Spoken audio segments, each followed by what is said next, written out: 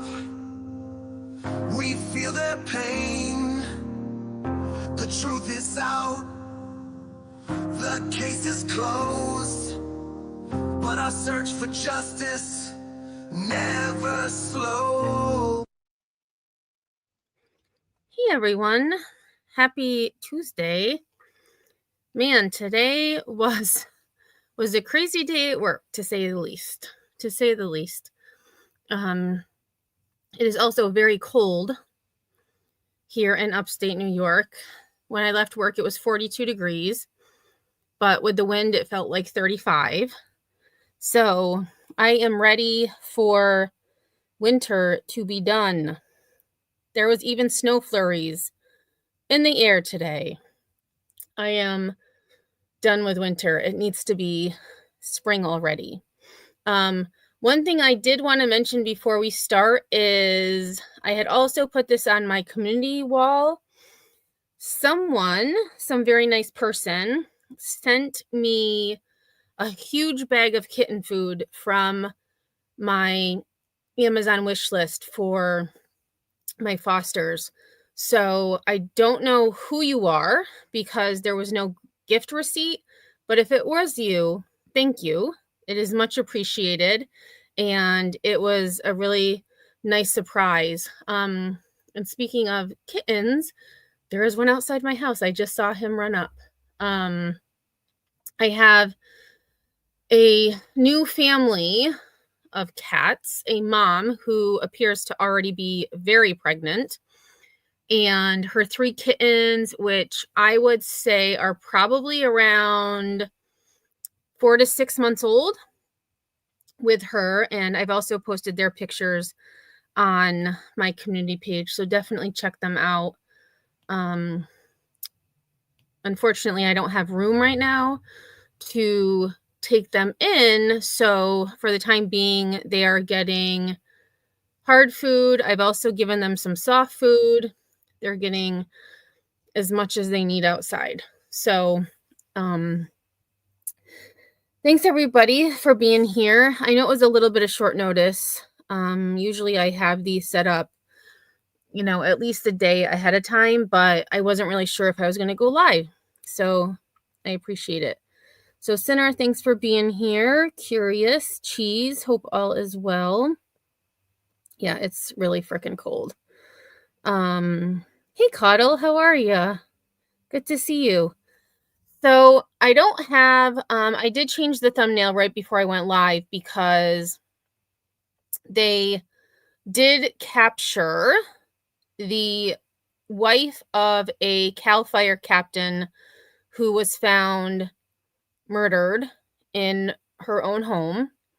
And they believed that said suspect fled to Mexico.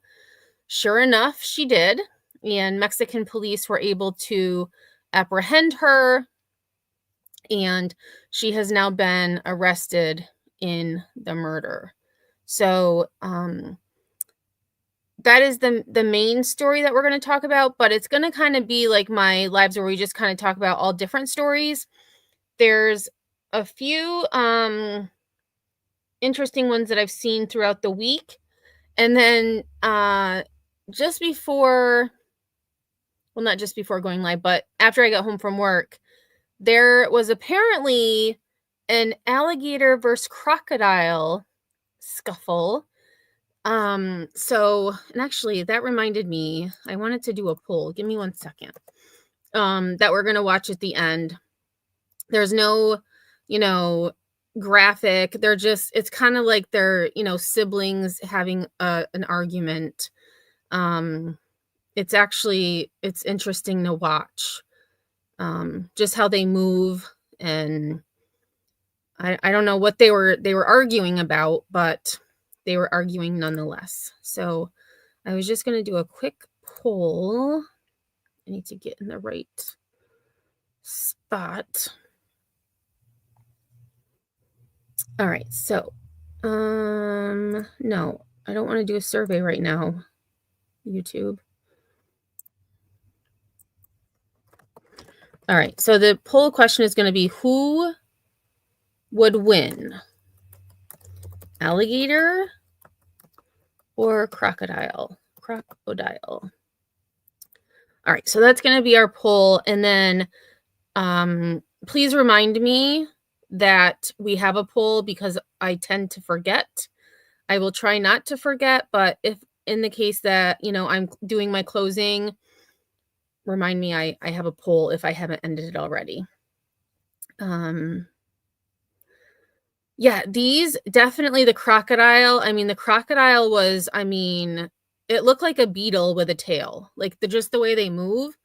And the poor little alligator was, the crocodile snout is a lot narrower and smaller, and the crocodile had like his whole snout in his mouth. I'm like, oh my gosh, craziness. But we're gonna end on that. And then I also have a really interesting story about a house in Boston that was cut literally in half. So none of the stories I have today are like my norm.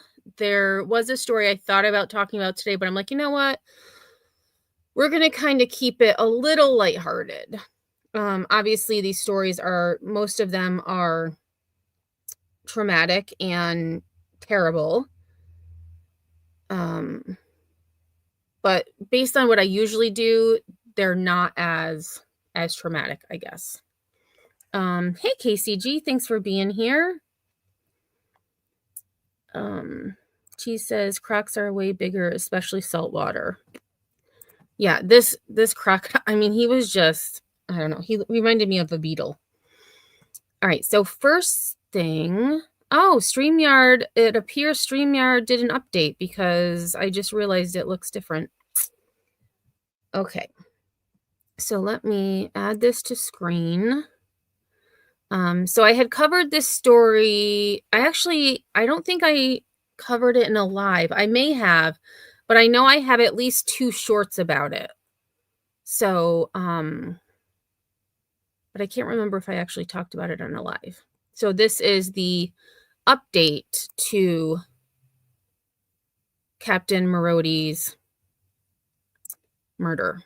Month-long manhunt for a woman accused of killing a CAL FIRE captain is over. Mexican police announced that they've captured the wife and accused killer of Captain Rebecca Marodi outside of a hotel room. And one thing to know about Yolanda Marodi, who is now arrested in the murder, she had served time for the murder of her previous husband as well. Room in Mexicali, Mexico. KCAL News reporter Elise, in which she only served, I believe it was 9 years. Martinez is live in the newsroom with the latest on this developing story. Elise? Good morning, Sheba and Rachel. After nearly 5 weeks of intense searching, Yolanda Marodi is finally in custody this morning. This is her mugshot released by Mexican officials. She was captured by officers in the Ferrocarril neighborhood of Mexico. And it makes me wonder, I'm sure they do it for a reason, but Mexican police always black out the eyes of the suspects. Her mugshot is floating around. It's also on my thumbnail. I put it on with no eyes covered. I'm not sure why they do that. I feel like she is a suspect in a murder. Her full face should be shown, but that's just my opinion. Mexicali. Yeah, the announcement coming late last night.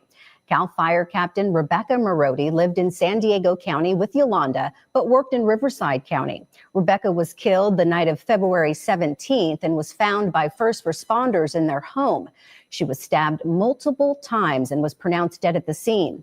According to an arrest warrant, the fire captain told her wife she was leaving her and ending the marriage roughly a week before the murder. Surveillance video from the front patio captured on a ring. Wow. I am going to read an article that goes into more detail of the arrest warrant, but this is really sad. So Rebecca, who is the one who was killed, can be heard yelling, "Yolanda, please, I don't want to die." Yolanda responds, "You should have thought of that before." What a sick person. Ring camera showed Rebecca running from her attacker, yelling, "Yolanda, please, I don't want to die." Yolanda responding, "You should have thought about that before." Yolanda served prison time from February 2004 to November 2013 after pleading guilty to voluntary manslaughter in the stabbing death of her husband, James Olenijak. So she made a plea, served 9 years for killing her ex-husband, and fast forward 12 years, she's now killed another partner. She should have, in my opinion, she should have never gotten out, but I am not California law, so. In San Bernardino County. And despite happy appearances in public and on social media, Rebecca's first wife talked to us shortly after the murder and suggested that the relationship was very different behind the scenes. It was a typical toxic relationship. Yolanda was very jealous, my understanding. She was very jealous and did not want to have Becky maintaining her friendships that she'd had for years with other women. Riverside County Fire releasing this statement saying, quote, "We thank our law enforcement partners in San Diego and Mexico for their hard work. Becky was a beloved member of our community and department, and we will miss her greatly." The San Diego Sheriff's Department has now confirmed that Yolanda has been released to U.S. Marshals and taken into custody at a U.S. port of entry, where she will now face murder charges. Rebecca Marodi had been fighting Southern California wildfires just weeks before her death. Back to you. All right. Thank you for that update, Elise. All right. So we are going to move to this article. And this goes more into the arrest warrant. I don't want to die. Arrest warrant reveals grisly details in murder of Cal Fire captain. And this was about a month ago. New details have emerged in the murder of a beloved Cal Fire captain who authorities say was killed by her wife, who remains outstanding. We know now she has been apprehended. Rebecca Becky Marodi, 49, was stabbed multiple times in her San Diego County home February 17th. Days after her death, authorities named her wife as the suspected killer. Yolanda Marodi, also known as Yolanda Olenijak, remains on the run and may have fled to Mexico, which we now know was true. She had previously served several years in prison for fatally stabbing her first spouse more than 2 decades ago. An arrest warrant reviewed by Eyewitness News sheds light on the deadly confrontation and a possible motive. The detailed report described video and audio evidence captured by the home security cameras. Shortly after 8 p.m. on the evening in question, Yolanda appeared to be chasing her wife on the patio when a female voice, believed to be Rebecca, is heard yelling out, "Yolanda, please, I don't want to die." Rebecca reappears in the patio angle with what appears to be apparent blood on her back. The report continues, Yolanda responded, "You should have thought about that before." Yolanda can be seen at one point standing in front of Rebecca with what appeared to be a knife in her right hand. Apparent blood was seen on Yolanda's arms. The couple went inside, and about 10 minutes later, Yolanda is seen gathering pets, random items, and some luggage, and loading it into a silver Chevy Equinox SUV. The San Diego County Sheriff's Office believes Olenijak fled to Mexico after Homeland Security spotted her vehicle crossing the border. This deadly incident comes almost 25 years after Olenijak fatally stabbed her then-husband in October 2000.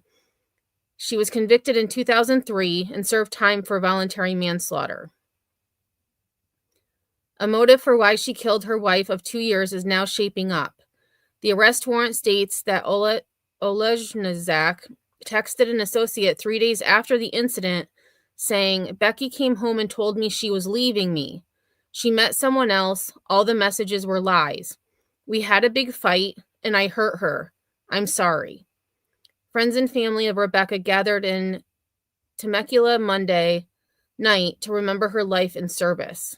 She worked for CAL FIRE for more than 30 years, including helping fight last month's Eaton and Palisades fires. Okay, that was it.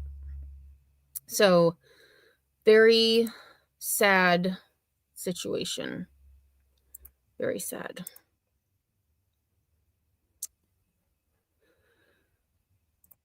Okay, so that is what we have in that. So I will definitely be following that now that they have her in custody. I hope that she never gets out, because she's showing a pattern here. All of her partners end up dead. All right, so the next story I had seen today after work, and a small plane had crashed into an icy lake in Alaska, and a man and 2 children were found alive by a passerby. So a good story. Hey Ninja, how are you? In relation to, you know, the many plane incidents that it seems like we've had the past several months. Remarkable story from Alaska. A man and 2 children survived when a plane crashed into an icy lake.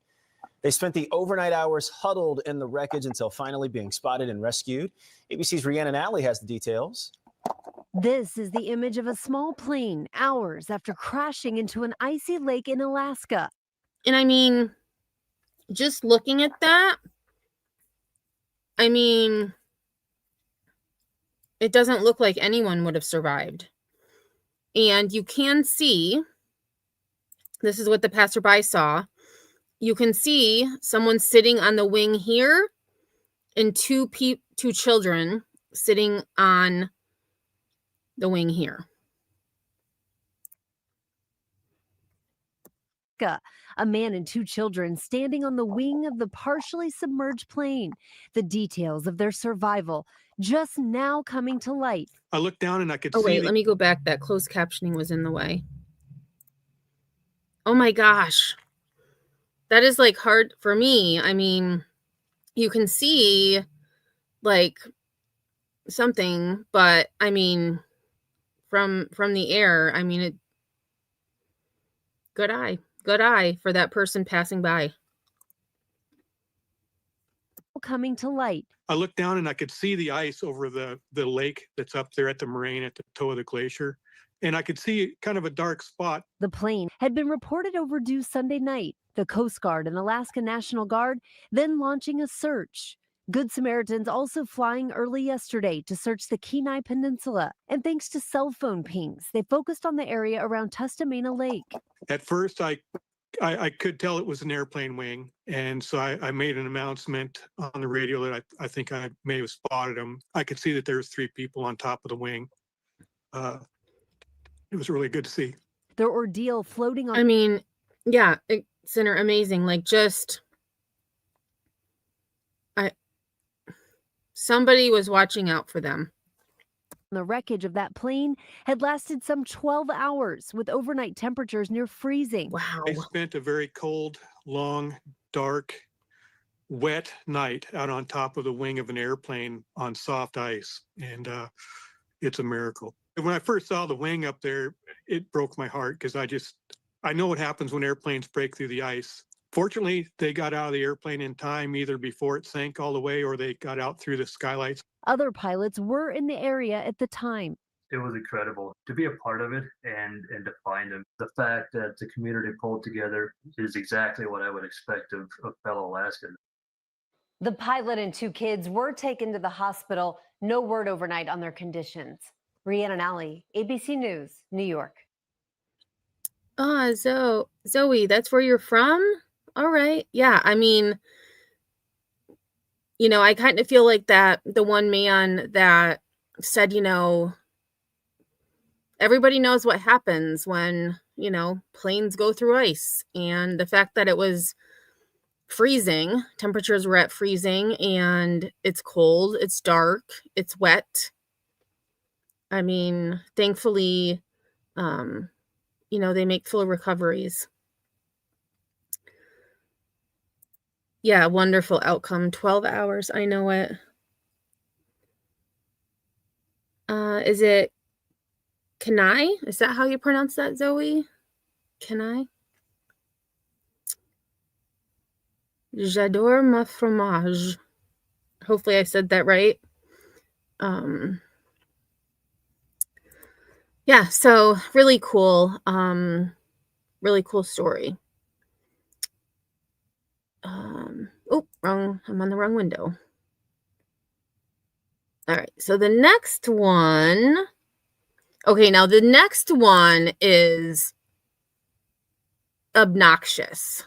And I mean obnoxious because 3 female teenagers attempted to kill their mother because mom turned off the Wi-Fi.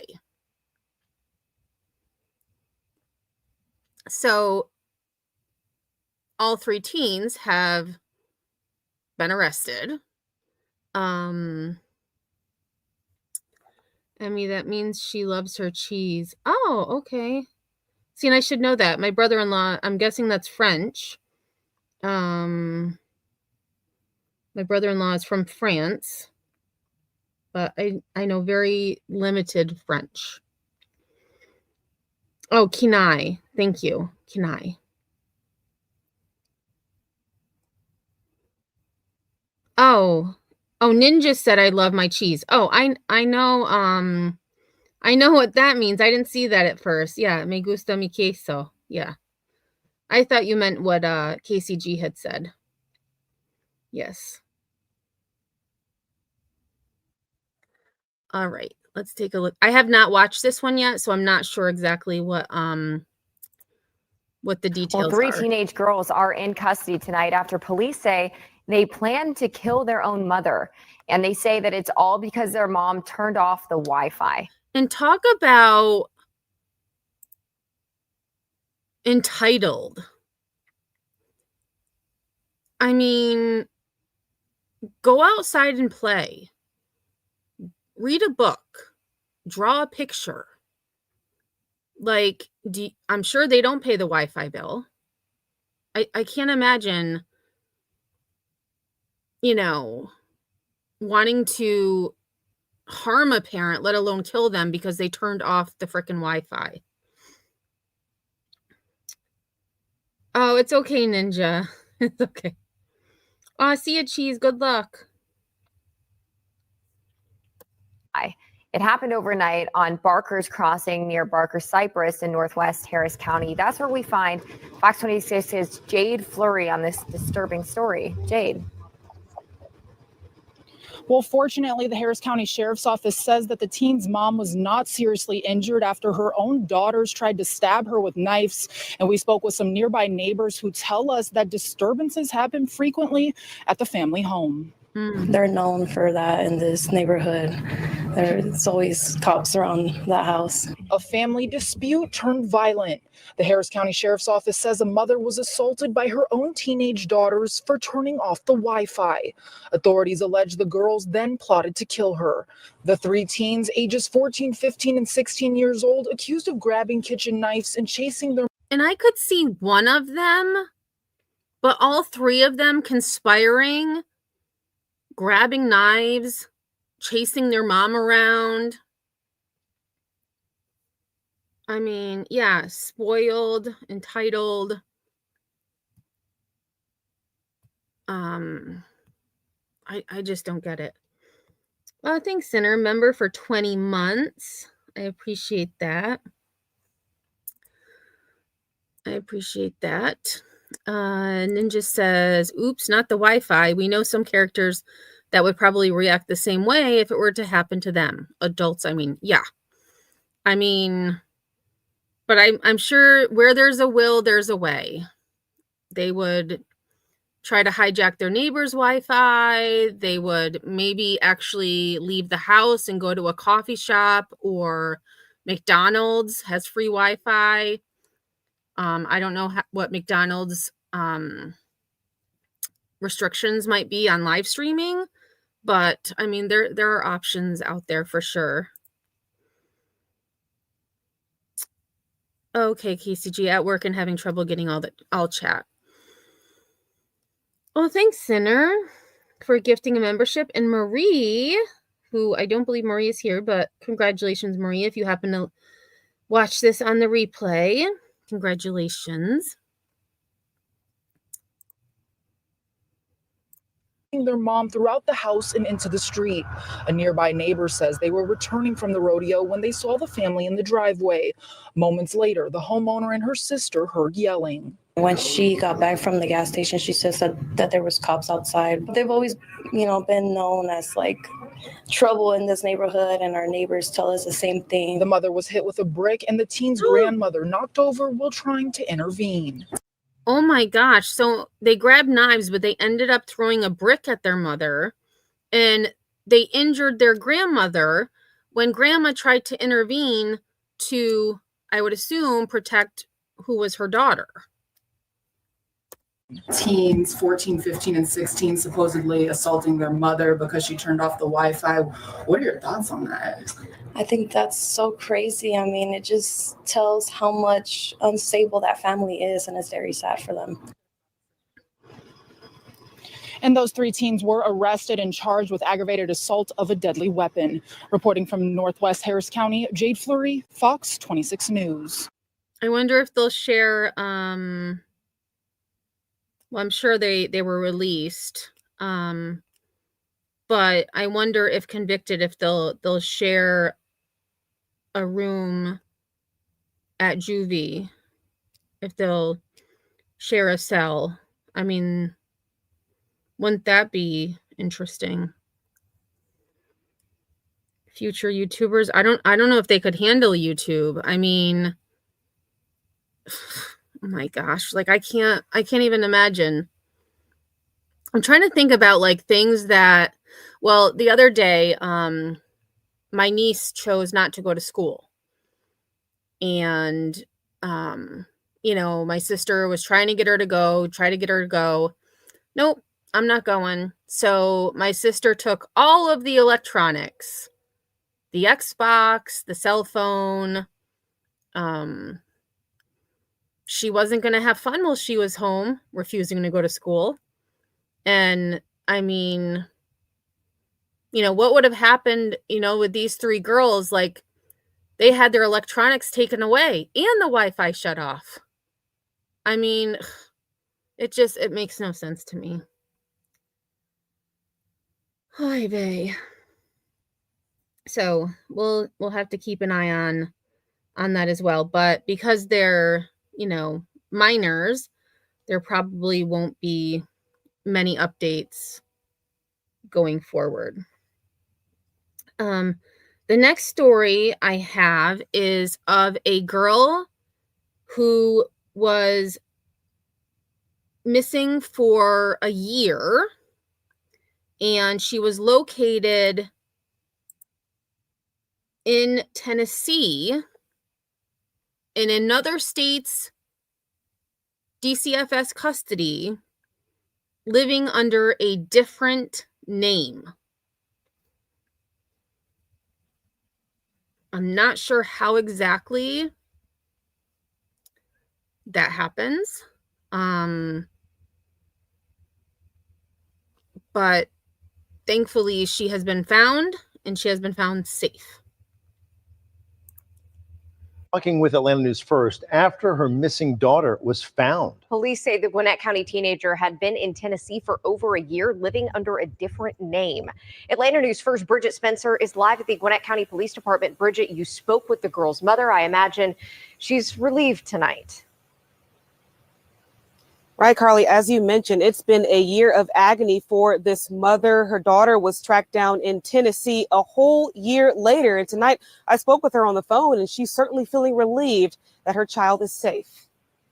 We had a long talk, and it was very emotional, but, you know, I was really ecstatic to know that she's fine. Jasmine Dominique is now breathing a sigh of relief now that her daughter, Asada Amun, who's been missing for more than a year, was found safe. I'm excited, so excited that she is well and she's alive and, you know, she's safe. Police say the then 16-year-old was seen on doorbell camera running out of her house on West Oak Court in Beaufort. Gwinnett police say for the last year, she's been under the care of the Tennessee Department of Children's Services.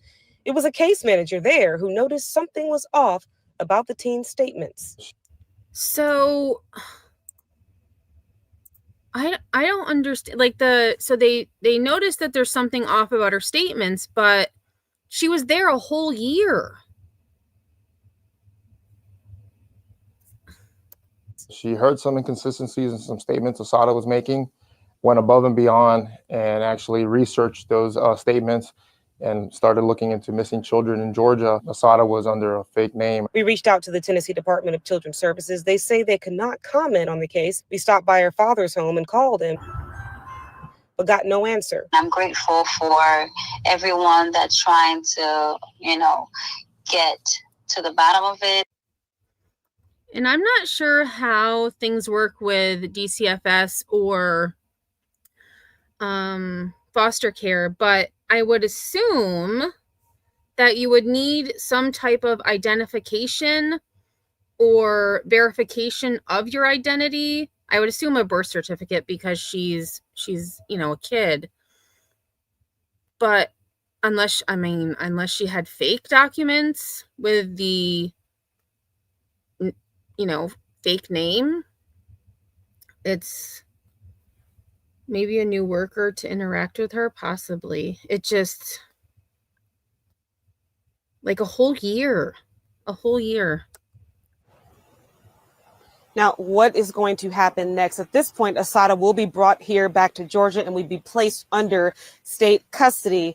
And of course, we will continue to follow this and figure out why this all happened in the first place. We're live in Lawrenceville. Bridget Spencer, Atlanta News First. So let's see. It was Asada.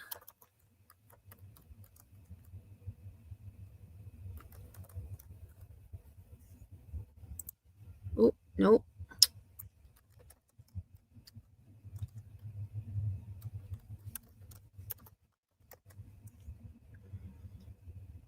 All right, let's see. I'm just going to see if there's any other stories about her.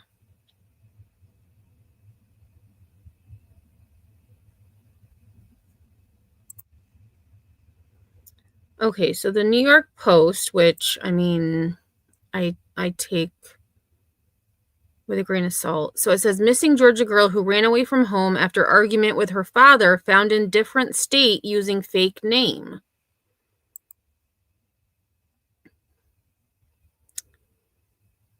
A Georgia teen who vanished more than a year ago after an argument with her father was finally found safe in a neighboring state using a fake name, to the relief of her overjoyed mother. Asada Amun, then 16, was spotted on doorbell video fleeing shoeless from her Beaufort home in Gwinnett County on February 1st, 2024, without any personal belongings.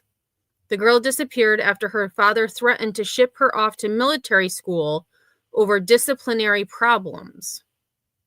Seems fair. Hey, Angie. So you're just going to run like a coward, Asata, the dad, Kwabena Amun, shouted, police said, according to the station. After 13 months of uncertainty, Gwinnett police said Asada has been in the custody of the Tennessee Department of Children's Services since February 2024, but under an alias. What the hell am I saying? Tennessee officials were eventually able to figure out Asada's true identity after they sorted out inconsistent statements from the girl. The girl's mother, Jasmine Dominique, told WSB this week she, quote, dropped the phone when she got the good news about her girl. I couldn't believe it, said the parent who lives in Connecticut.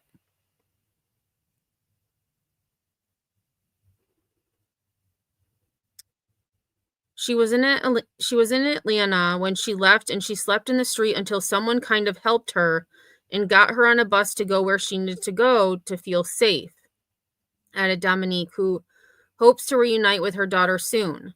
Asada's two sisters were removed from their father's home last year over allegations he abused them, and Asada also had claimed she was abused.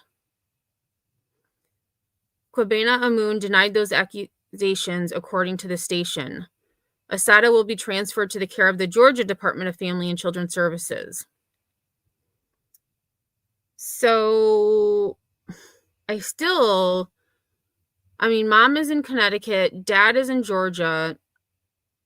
Asada ends up in Tennessee under DFCS custody. It doesn't make any sense to me how that would happen.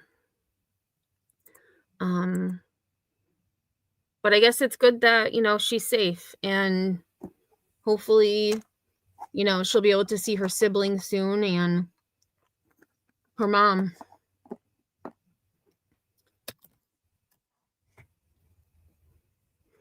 Okay. So the next story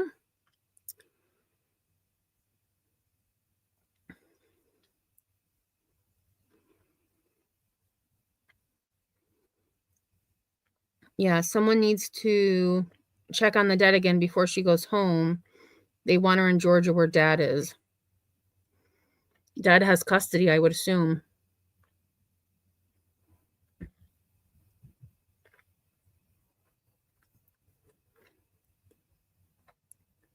So this story, this next one, jury awards $5.7 million to man who was wrongfully convicted. And I believe, if I remember correctly, it was for murder. He was wrongfully convicted of murder. And the detective on the case, is also being investigated. Connecticut ninja, not Kentucky. Connecticut. Thanks for joining us tonight for the news at 6. I'm Mike Heideck. We start with a jury awarding $5.7 million to a man who was wrongfully convicted of murder. They also found a former New Milford detective liable for his failure to act. NBC Connecticut Investigates. Caitlin Burchell joins us live outside the federal courthouse in New Haven with the details. Caitlin. Oh, no worries. Hi, Mike. Ricky Birch turned 58 years old during this civil trial. He was 18 years old when he was accused of murder and then spent 40 years he spent in prison. 40 years for something he never did.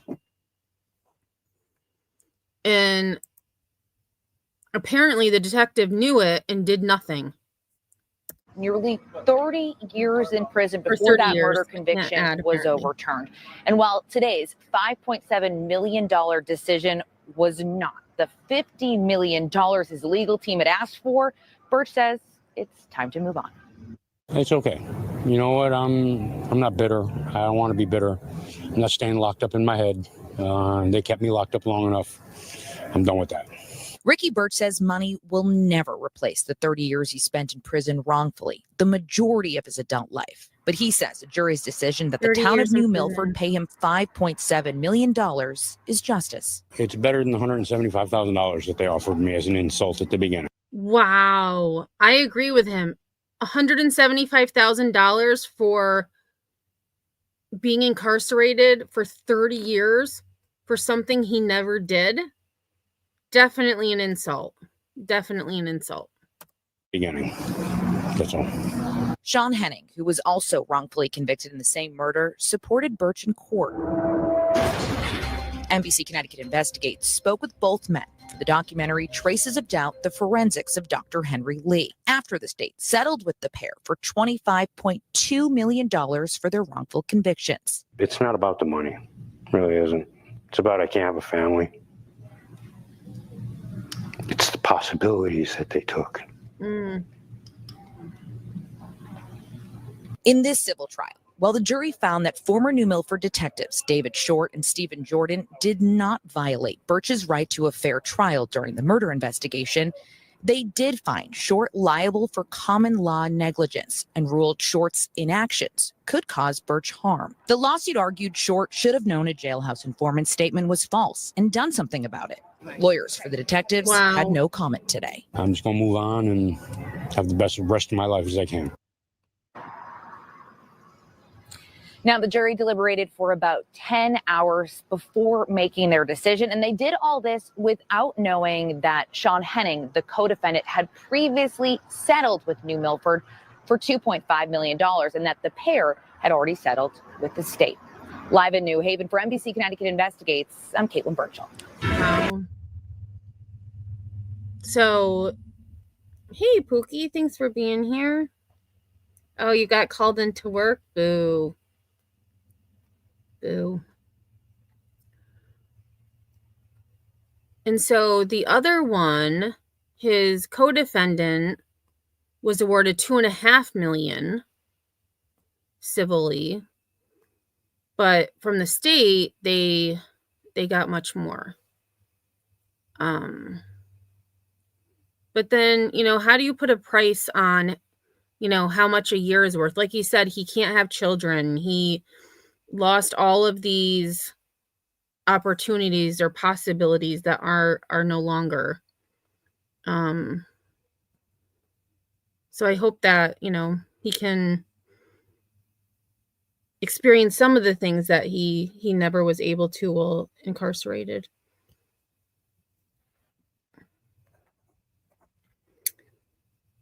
All right, so kind of changing gears. There was a fight at a trampoline park where hundreds of individuals were gathered, and police had to use pepper spray in order for the crowd to disperse. 4 teens have been arrested in that altercation. So I just thought this was an interesting story. Back to that story, a chaotic scene captured on camera at the Urban Air Adventure Park in Orange. 4 teens arrested after a pretty big fight broke out Saturday night. Yeah, police. And this is in Connecticut. They say they had to use pepper spray to disperse the crowd that was fighting there. News 8's Eva Zamaris live in Orange. And Eva, what's the latest on this investigation? Darren and Catherine, police say hundreds of people were there at the time, with people running, screaming, and fighting. Cell phone videos and a police-worn body camera capturing the chaos in Orange Saturday night. It was pretty scary. I didn't know what to do. Orange police say they were called to Urban Air Adventure Park just after 8 p.m. for a report of people fighting. It's an indoor adventure park for kids on Bull Hill Lane. I was here with him earlier, but I ran over to the store and he calls me back and he's like, "Mom, come and get us, come and get us." One mother who didn't wish to go on camera told News 8 her son and nephews were there at the time and were not involved in these fights. He calls me back and he's crying frantically and he's like, "They pepper sprayed me, they pepper sprayed me." I asked what happened and he's like, "There was a fight that happened and the police came out and they deployed the pepper spray in the air." Orange police say the entire shift responded with help from West Haven police. Wow. They say at one point, an Orange police officer, after giving notice, deployed pepper spray to disperse the crowd that was fighting. Those fights spilled into the parking lot and neighboring lots once the business was evacuated. They say no one was seriously hurt. And I mean, hundreds of people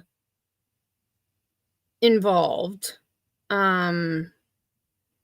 Like just chaos. So, I mean, I think pepper spray was the best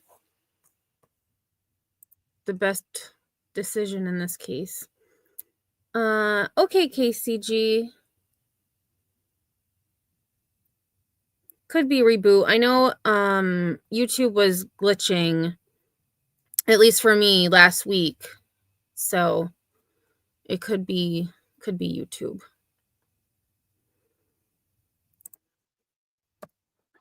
But this mother and another parent we spoke with say they're upset with how the situation was handled. She wants to see additional training in the future. If it was that many police officers, they couldn't go in to handle the situation differently, so it's just very, very concerning how they chose to treat our children. Okay, I have to disagree with this woman. I'm just going to rewind a little bit. I have to disagree with her because when you have hundreds of teenagers, adults, and none of them are ceasing to leave the premises or remove themselves from the situation, you have to do something to get them to leave. So I respectfully disagree with this mom. So it's just very, very concerning how they chose to treat our children. Evacuated. They say no one was seriously hurt. But this mother and another parent we spoke with say they're upset with how the situation was handled. No one was injured or hurt. No one was killed. So I think a little bit of pepper spray to get people to get out of the area is significant. But the fight didn't stop inside. So if they're going to fight, they're going to fight. But this business owner clearly did not want it to be happening in their establishment. Maybe they could test laughing gas. I am sort of serious. She wants to see additional training in the future. If it was that many police officers, they couldn't go in to handle the situation differently, so it's just very, very. And I would like to, how would she, honest question, how would she have liked the police officers? Because I don't know how many total police officers there were, but how many, scratch that. How would she have recommended they deal with this situation? You can see from the body cam footage that it was complete chaos, pandemonium. And I'm pretty sure when officers go in and say, hey guys, you need to leave, I'm pretty sure most of them weren't saying, okay, officer, my bad, I'll leave. That's not what was happening. That's not what was happening. Hey, Seclusion, how are you? So we are watching a story today about a fight that broke out in at a indoor trampoline park. Yeah, Zoe, absolutely. Chaos can escalate so fast in every direction. And who would have known if one of those teenagers who ended up being arrested didn't have a weapon? I mean, it could have been a lot worse. And the fact that no one was injured or killed, so they got a little pepper spray. I mean, they have their life. And this was in, let me see. I'm going to see if I can find, because I think the story was from today. I can't remember exactly. Fight.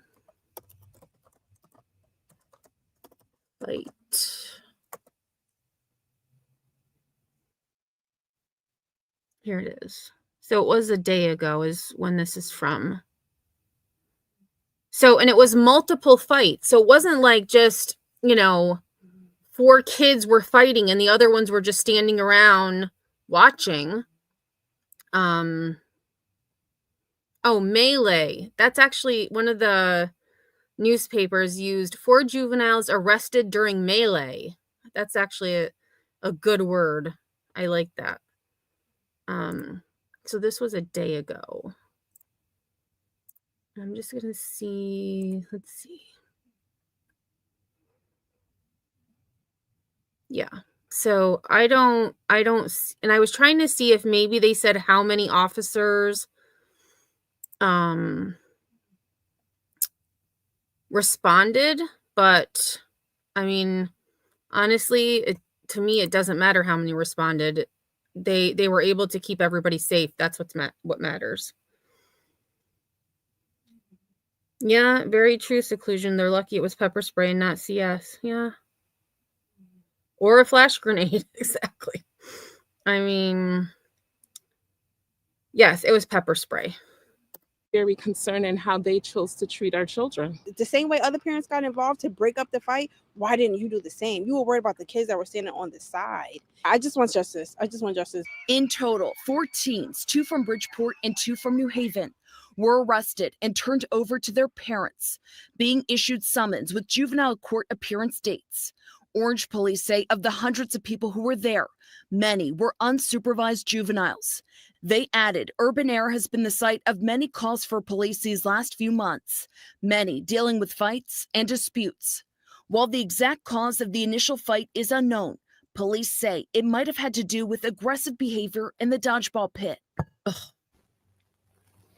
Well, there we go. There's a dodgeball pit. So someone clearly playing dodgeball, or the person throwing the dodgeball, weren't playing nice, and so they started fighting. We did reach out to Orange Police about these mothers' concerns. We are waiting to hear back. We also reached out to Urban Air for a comment. They have not yet responded. Live in Orange tonight, I'm Eva Zamaris, News 8.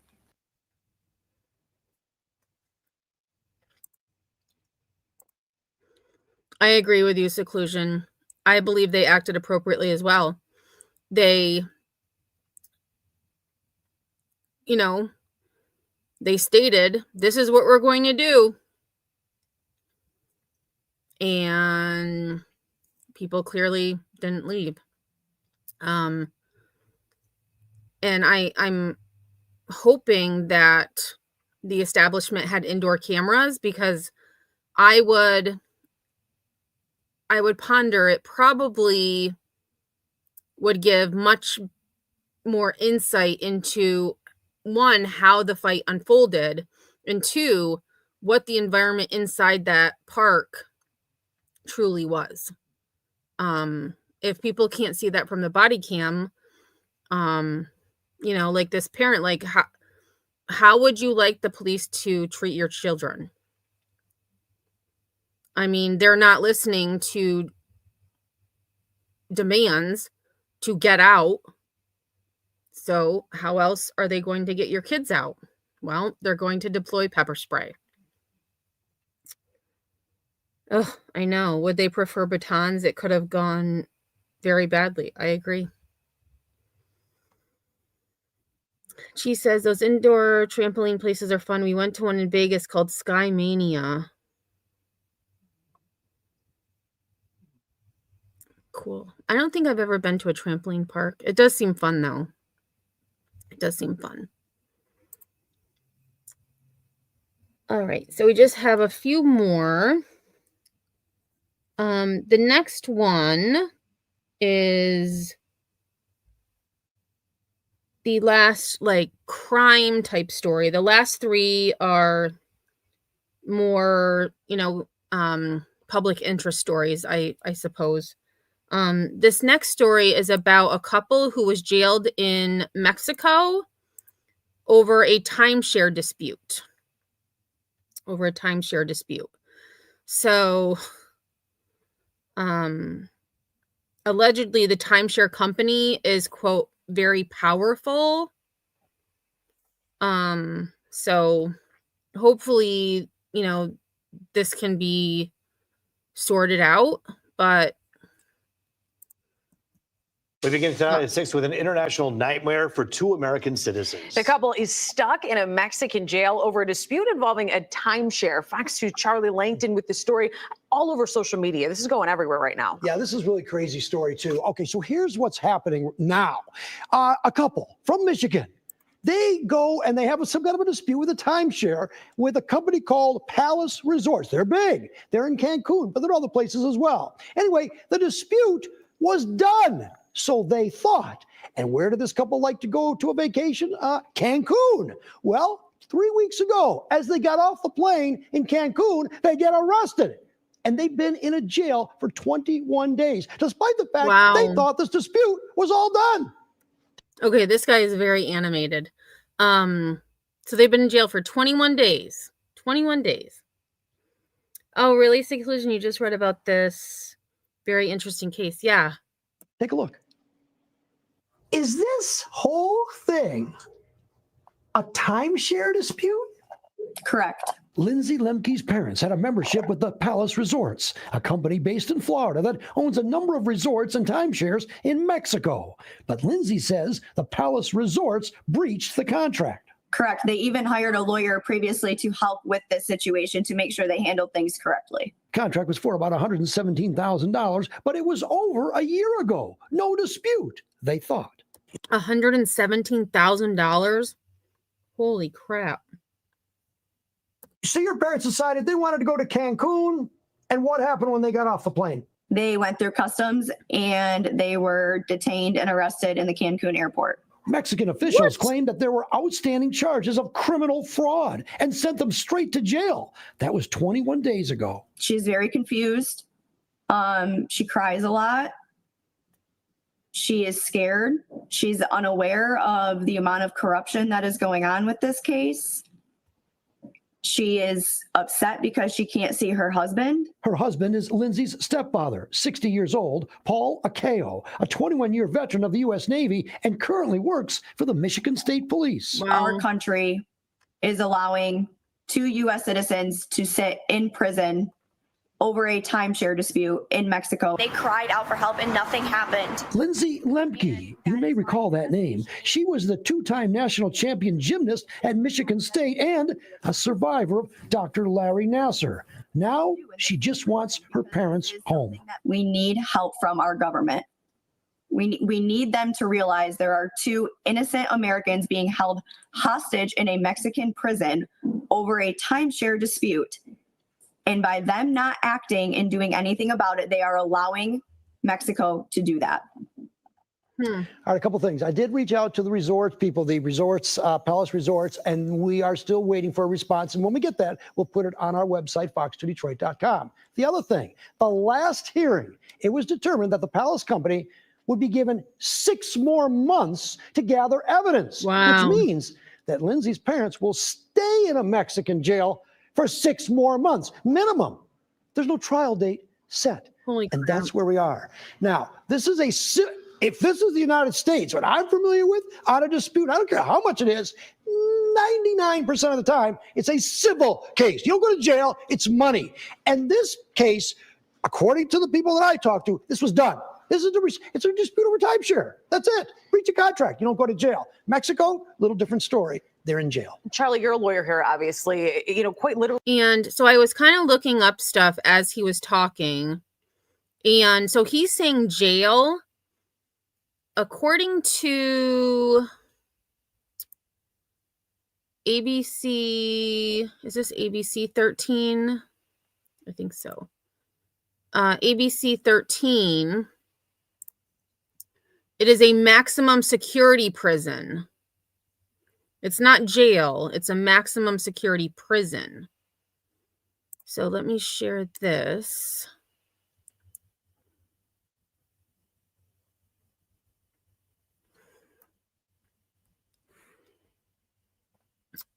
So a Jackson, Michigan couple decided to go to Cancun for a spring break trip, but instead of being greeted by sunshine and palm trees, as they walked off the plane, they were greeted by law enforcement waiting with handcuffs.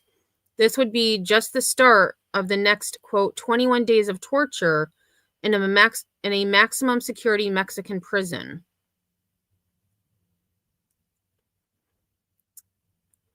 It all started because Christy and Paul Akio, a middle-class pair of grandparents, had a years-long membership with Palace Resorts. It's a company based in Florida that owns a number of resorts and timeshares in Mexico. So that's interesting that they're based in Florida, yet they own a bunch of things in Mexico, so they jailed these people in Mexico. But Christy's daughter and Paul's stepdaughter, Lindsay Hall, said Palace Resorts breached their contract 2 or 3 years ago. The couple then disputed the membership charge with their credit card, American Express, over that breach of contract. After months of back and forth, American Express sided with the Akios. So my question would be, after all of this trouble and fight, why would you go back? I'm not blaming them at all. If a company is putting me through this bull crap, I'm going to find somebody else to work with. The dispute was said to be over a sum of $117,000, which was returned to the Akios after hiring a lawyer. So you get $117,000 back. I would have used that money for something else. Seclusion says it's a common issue. International companies often own overseas properties. Look at Disney. Yeah. I probably wouldn't have gone. No, I know I wouldn't have gone. Screw you. I'm just going to spend my money somewhere else. So it says, when the money was returned and the membership was canceled, the Akios returned to Cancun 1 to 3 times over the next couple of years with no issues. Oh, okay. So I must have missed that part in the video. They figured the dispute was behind them. It was not. Customs officials claimed the couple had outstanding charges of criminal fraud and sent them straight to jail. That was 21 days ago. I was at a hair appointment and I got a call from my stepdad that they were being detained in the Cancun airport. It's a situation that you never really think would happen to you.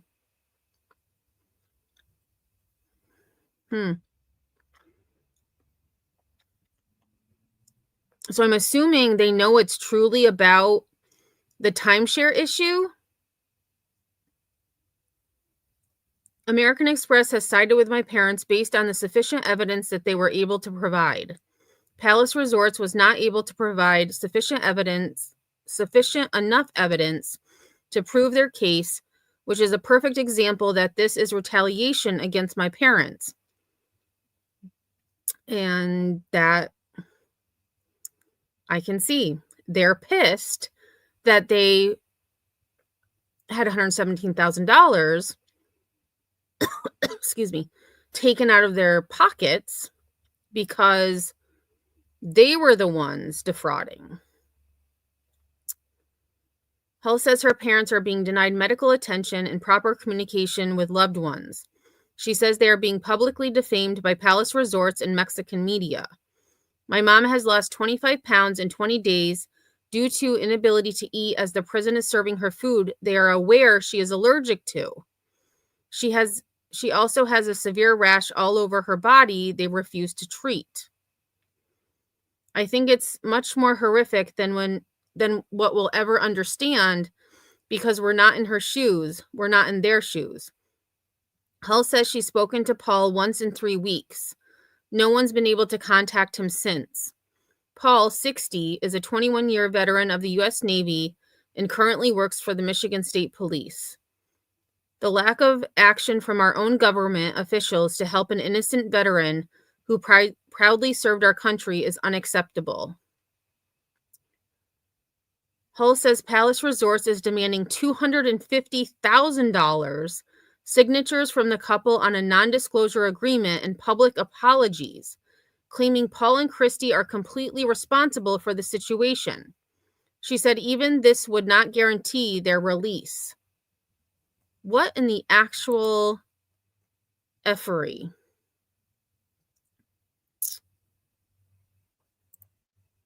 Ninja says maybe they were just wanting to vacate in Cancun again, but not with any of the Palace properties. That is true. I didn't think of that. So they were detained because this Palace properties, so now they want more than double in return.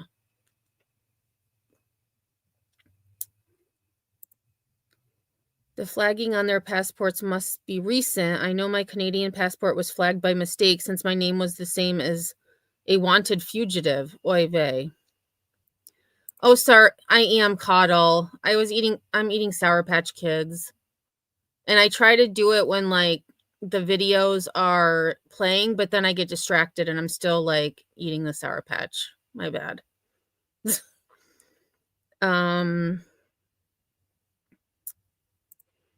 Crazy charges though, and no ambassador from the US is there to get them out, at least in the interim. You'd think that there would be somebody, but I mean, I always think back to when my cousin died in Cancun. He fell off a balcony at Cocobongo, and the hospital would not release his body because he hadn't paid his bill.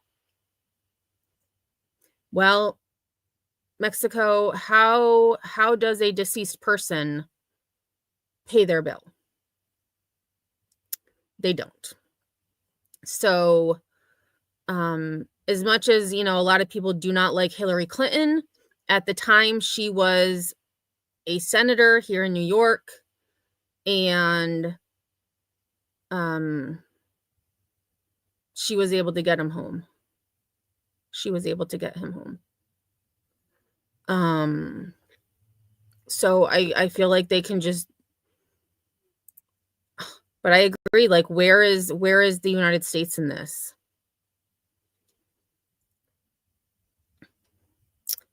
Zoe says, I had a friend wind up in prison in Chile when I lived there. Cost him a year of his life and his parents about $100,000 to get him home. I testified at his trial. Wow, $100,000 to get him home. That is wild. That is wild. Well, that's true. Mexican officials may not have notified the embassy. Hopefully, their daughter does seem very proactive and very intelligent. So hopefully, the lawyer that she has hired is able to make some type of headway.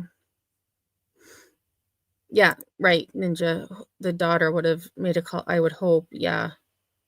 Yeah, WTF is right.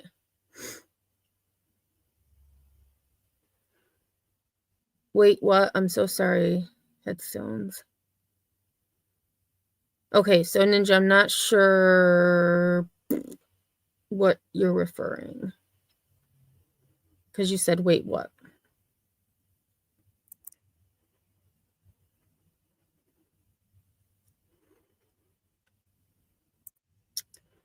Okay. Okay, so we read that. So they also stated in this agreement that when they get back to the US, if they were to ever speak about this, or if anybody on their behalf was ever to speak about it, my parents would each owe them $1 million for every time it was brought up.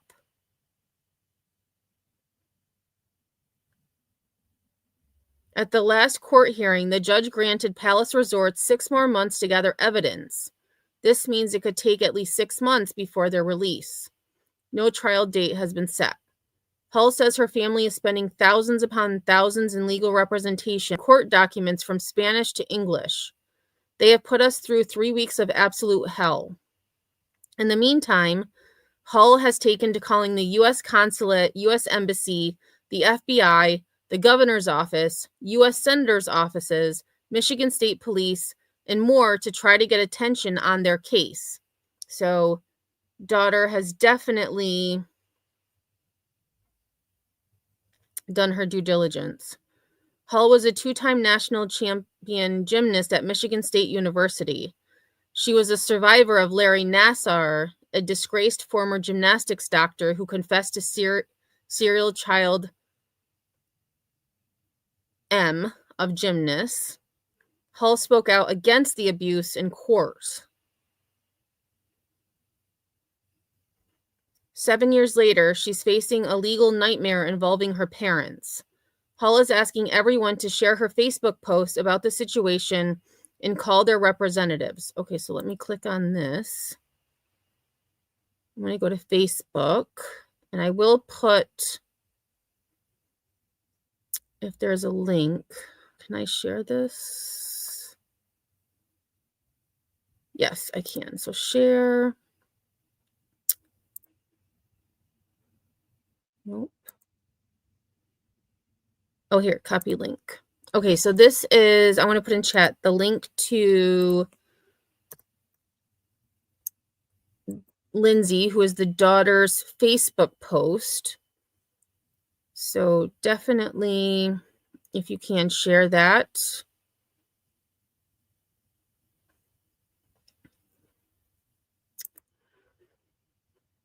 We need help from our government. We need them to realize that there are 2 innocent Americans being held hostage in a Mexican prison over a timeshare dispute, and by them not acting and doing anything about it, they are allowing Mexico to do that. Congressman Tom Barrett, who represents Michigan's 7th District, said he's working with the White House, State Department, and local law enforcement partners to resolve the situation. Today, I was made aware of the situation involving 2 of my constituents, Paul and Christy Aquillo, who were arrested by Mexican police. I have spoken to their family and assured them that my team and I took immediate action and are doing everything we can to help. Oh, and it's going to bring me to X in order to read the rest.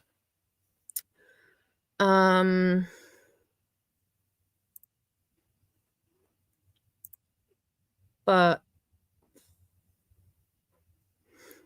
okay, so it says, assured them that my team and I took immediate action and are doing everything we can to help. I have been in contact and will continue working with the White House, State Department, and law enforcement partners in Michigan to ensure this situation is resolved as urgently and safely as possible.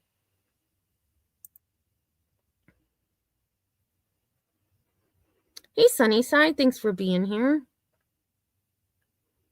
Oh, and that was the end of the article. Okay. I mean, how freaking scary, too. Mexico will bring in the tariffs and demand the Gulf of America is changed back to Gulf of Mexico. Well, we're not going to get into that situation. I have my own thoughts about that. Yeah. Get the F out of here. That's extortion, blackmail, and everything else, and then some. Yeah. Every time it's mentioned, you owe us $1 million each. Like, come on. And what was this called? Paradise? Not paradise. It's definitely not paradise.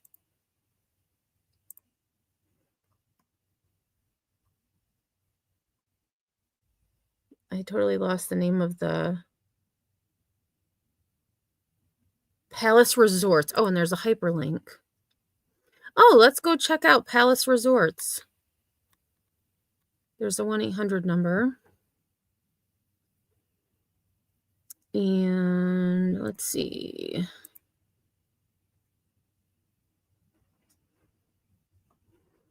Unbelievable.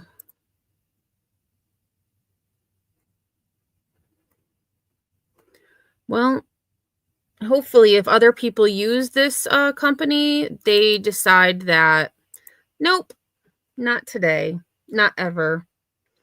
All right, Sunnyside, drive safe. Look at the reviews. All right, so let's see. Let me go to Google. Palace Resorts reviews.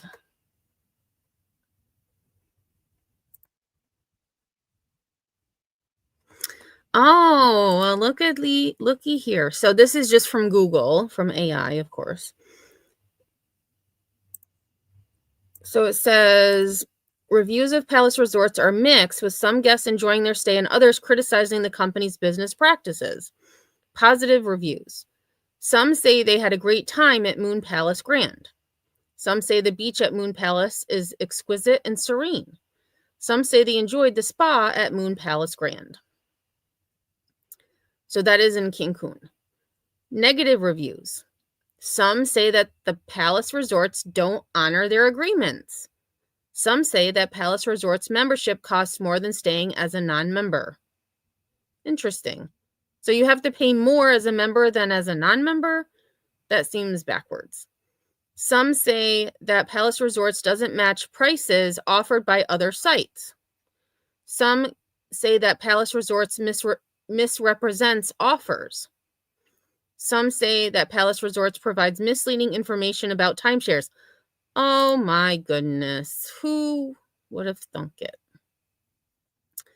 Oh, and actually, if you click on this little link, it brings up the Better Business Bureau. Additional insights. Some say that Palace Resorts has inadequate incentives. Palace Resorts has referral pricing that is more expensive than booking independently. Palace Resorts imposes cancellation fees that aren't indicated in the original contract. Okay, just this is telling me stay clear. Some say that Palace Resorts doesn't provide clear instructions or contact information for selling weeks. That's about membership.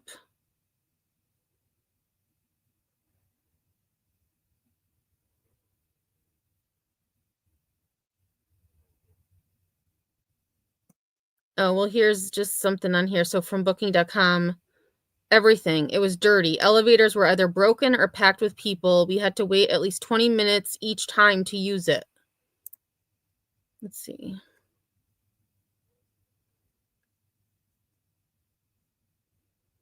And this, you can't see the whole thing, but I enjoyed our stay, but I wouldn't stay again only because the staff charges us more money in tip of the original price. Furniture needs to be upgraded.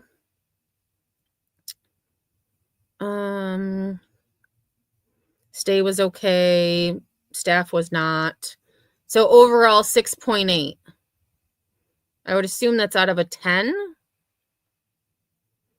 So location was an 8. Cleanliness, 6.8. Facility, 6.8. Value for money, 6.5.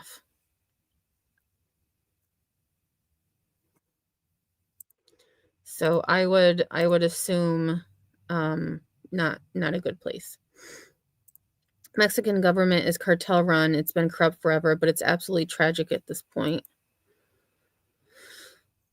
Yeah, I would. Yeah, there you go. Don't go to Mexico.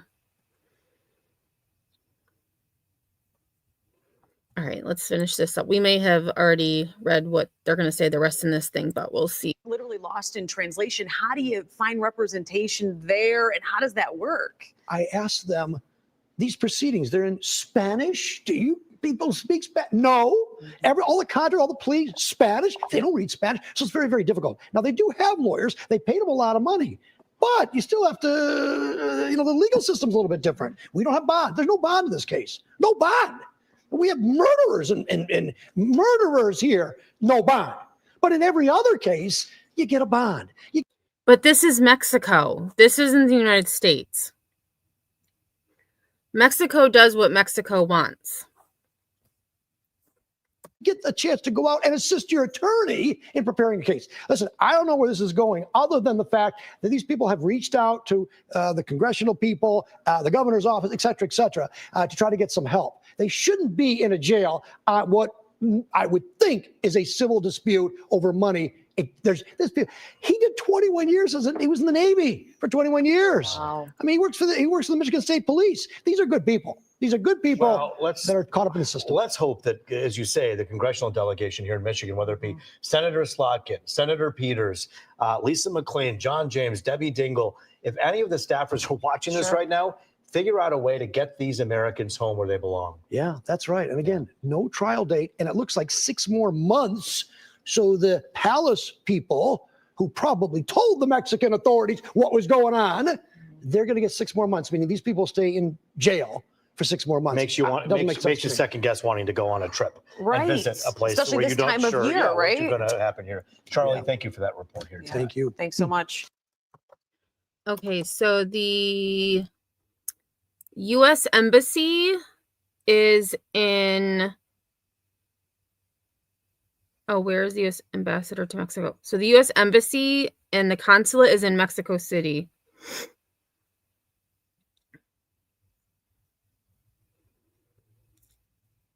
And I did just do a search for Criminal Fraud Mexico, because I was just curious about like what kind of, information is out there.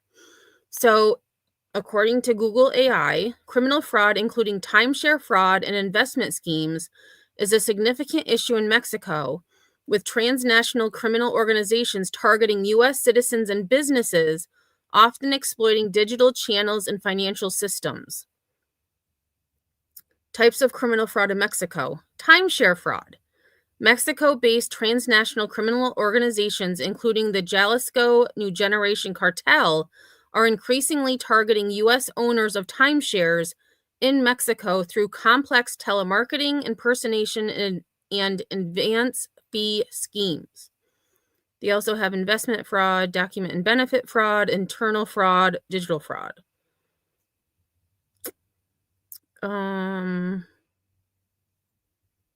I wanted to see. They don't really have anything about so I mean, I'm guessing they're getting it on timeshare fraud. But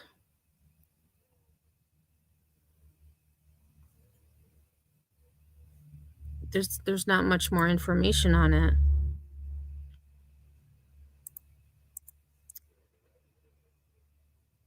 This is why you don't invest in timeshares. Well, at least in other countries.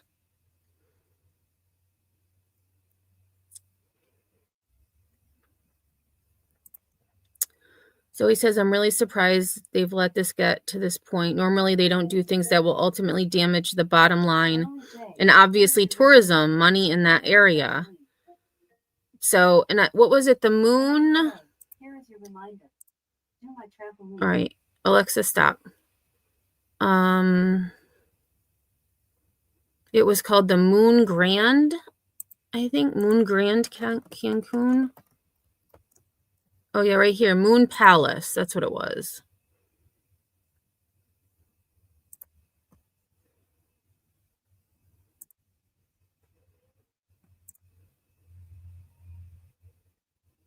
I'll have to check that out.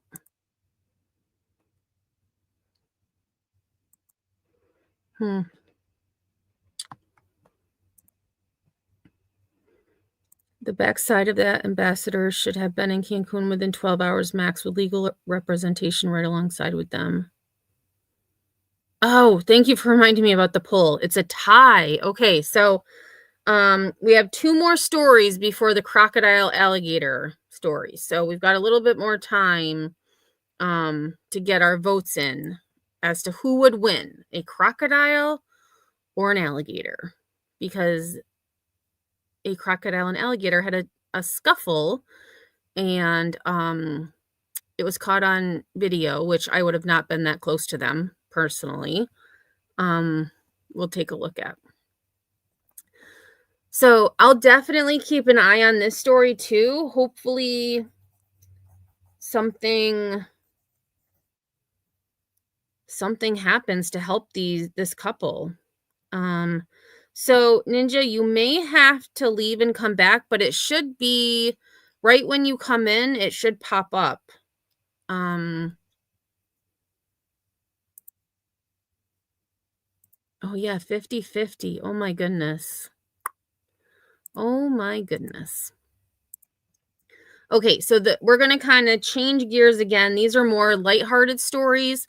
The next one is about 23andMe, which if you've ever done Ancestry.com DNA test, 23andMe also has DNA tests. I have done DNA tests on both Ancestry and 23andMe. 23andMe has declared bankruptcy. So there is now the issue of what happens to all of that information that they've garnered since, I believe it's 2006. So nearly 20 years of information about people who've done DNA, including myself and my entire family. I'm hopeful that Ancestry will buy out 23andMe, but who knows? Who knows who will end up getting all of this data?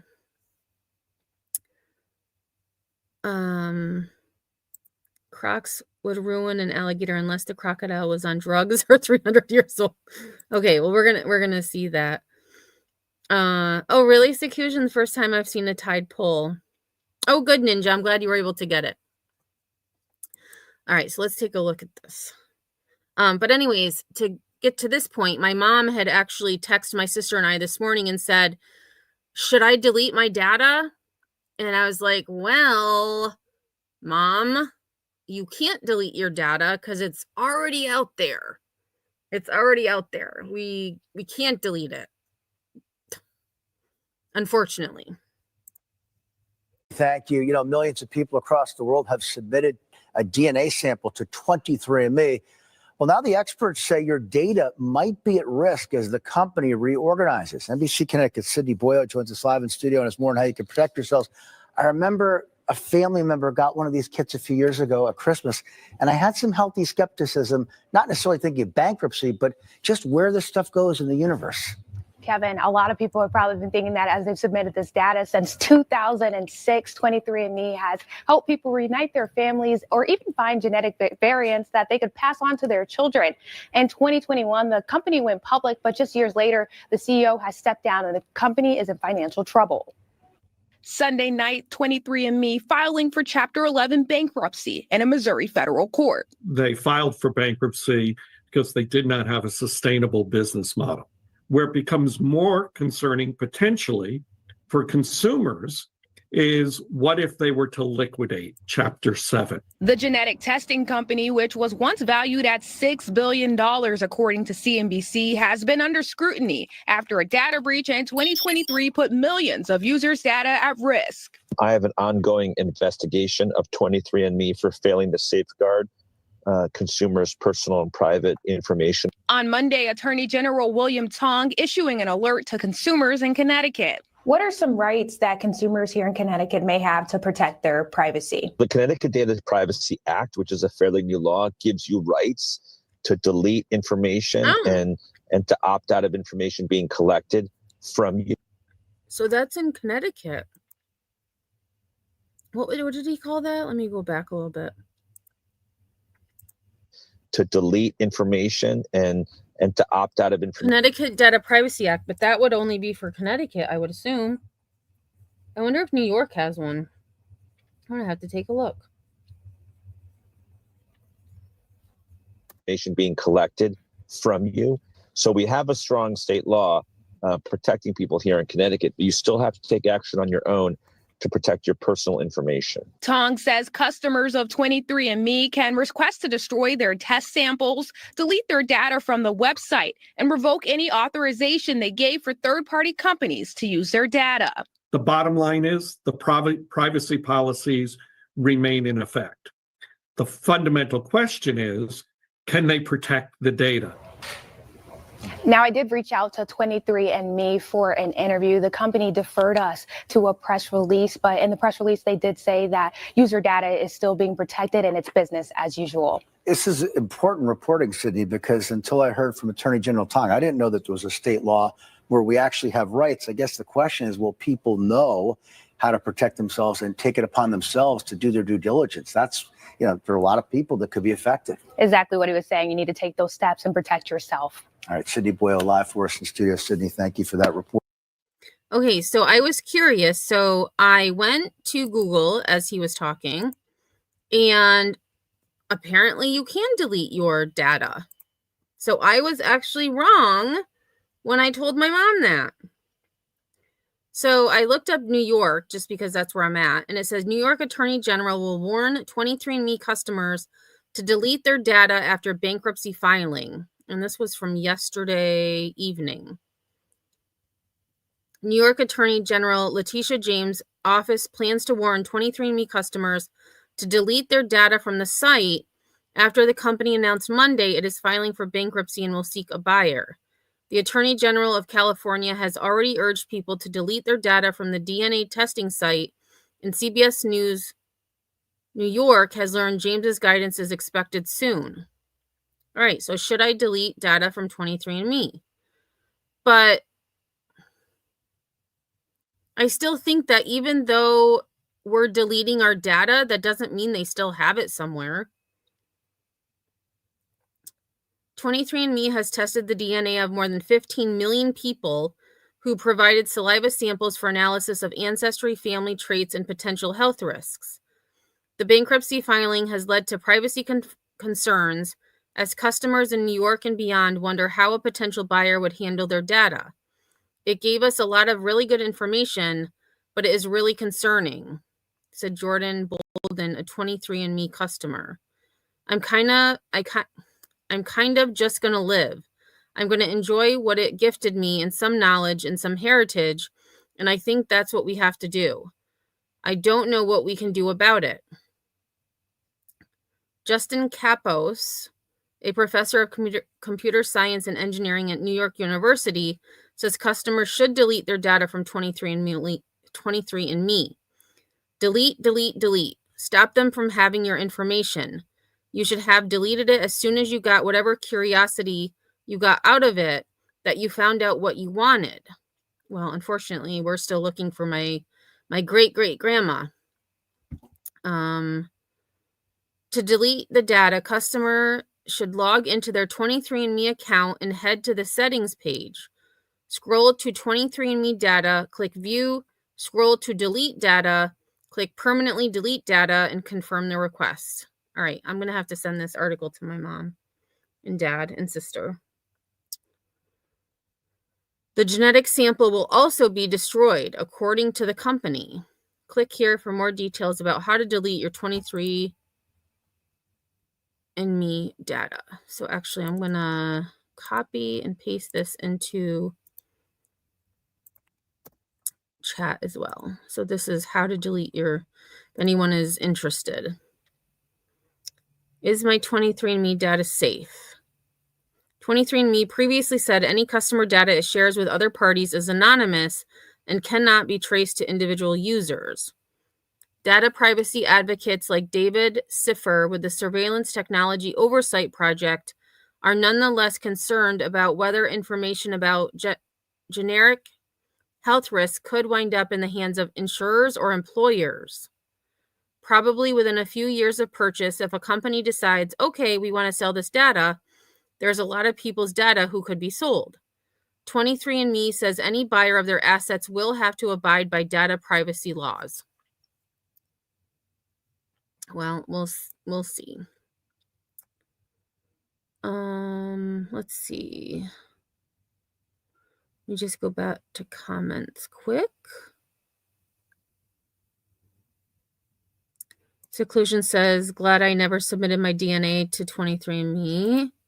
Ninja says, I have never done any of these. Felt like I knew enough about my heritage, etc. It was scary enough as it is. Sunnyside, so glad I never did that.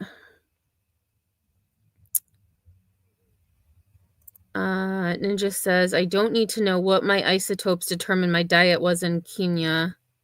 I know and well, sketch.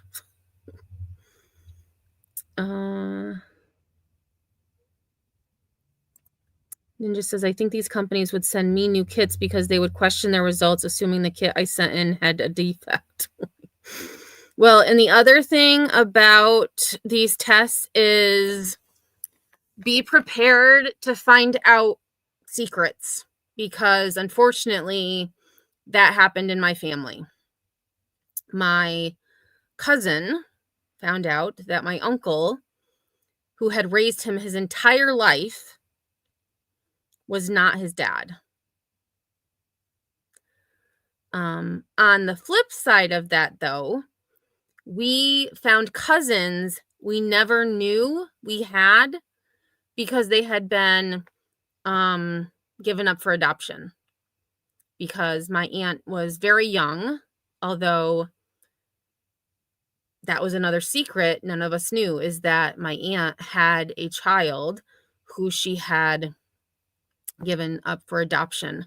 But we now have a cousin we didn't know we had. So there is bad and there is good.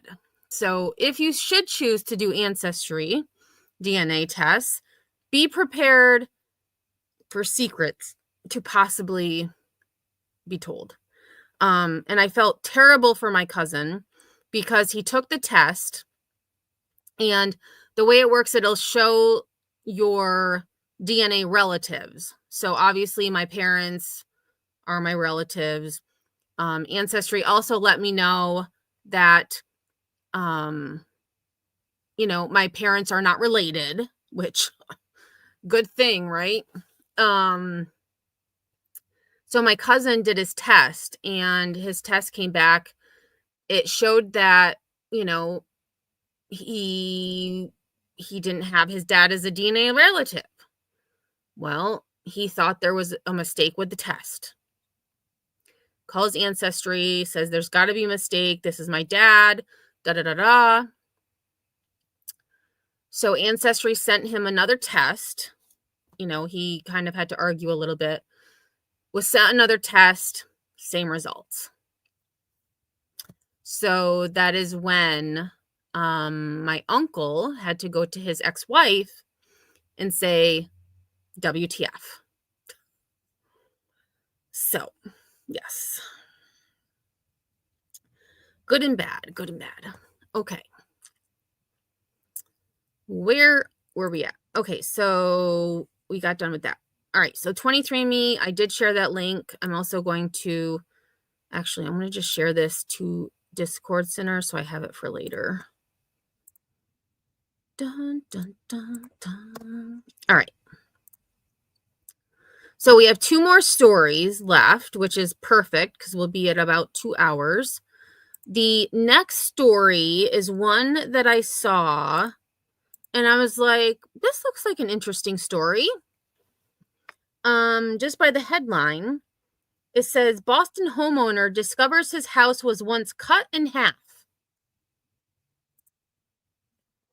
And this story, like, I mean, this story is incredible. As I was listening, I was like, oh, you know, maybe they just, you know, maybe there was a property dispute because the people who live next to me did not follow zoning laws. And zoning laws say you must build 10 feet from the property line. Well, these yahoos next to me only built 10 inches from the property line. So I had to bring them to court. And they had 2 options. They had the option to either move their garage 8.5 feet, because I gave them a little leeway. They could move their garage over 8.5 feet, or they could cut off part of the garage. They chose to cut off part of the garage. So their garage looks similar to this home, a little bit lopsided. So when I saw this, I thought, wow, this is going to be a really interesting story. And it did not disappoint. Did not disappoint.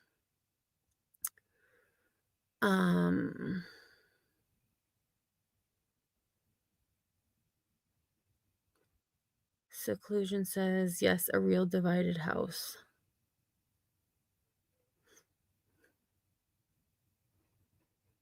All right. Oh, no. Can you guys hear? Oh, wait. It says it's lost connection to screen share. Let me stop sharing and reshare. Good thing I was on the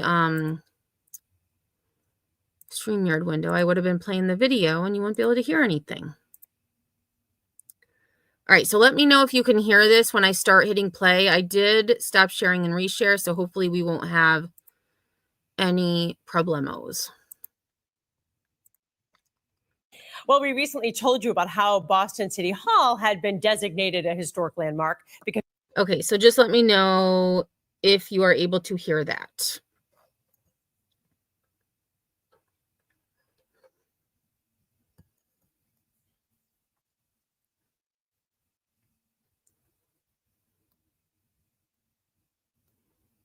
Yes. Okay, perfect. Because of the brutalism, the architecture, and everyone who looks at it. Well, seclusion, your question may be answered. Can you imagine a fight between spouses? You want the house? Take 8 feet. Well, It has feelings about it. Oh my gosh, strong feelings. Yeah. Another building in Boston could soon join it on that list, and people often have a similar reaction when they look at it, but for a very different reason. It just looked odd. Adam Schutz keeps it all in perspective. He and his wife fell in love with the house at 318 Metropolitan Ave in Roslindale when they were home shopping, but there were just some things that didn't line up. And they were home shopping. I just wanted to back up because this house is absolutely stunning. So when you see it from this angle, stunning. Then you look at it from the front and you're like, that's peculiar. Shopping, but there were just some things that didn't line up. We didn't understand when we bought the house, we didn't understand why this wall here was so abrupt. That was back in 2016.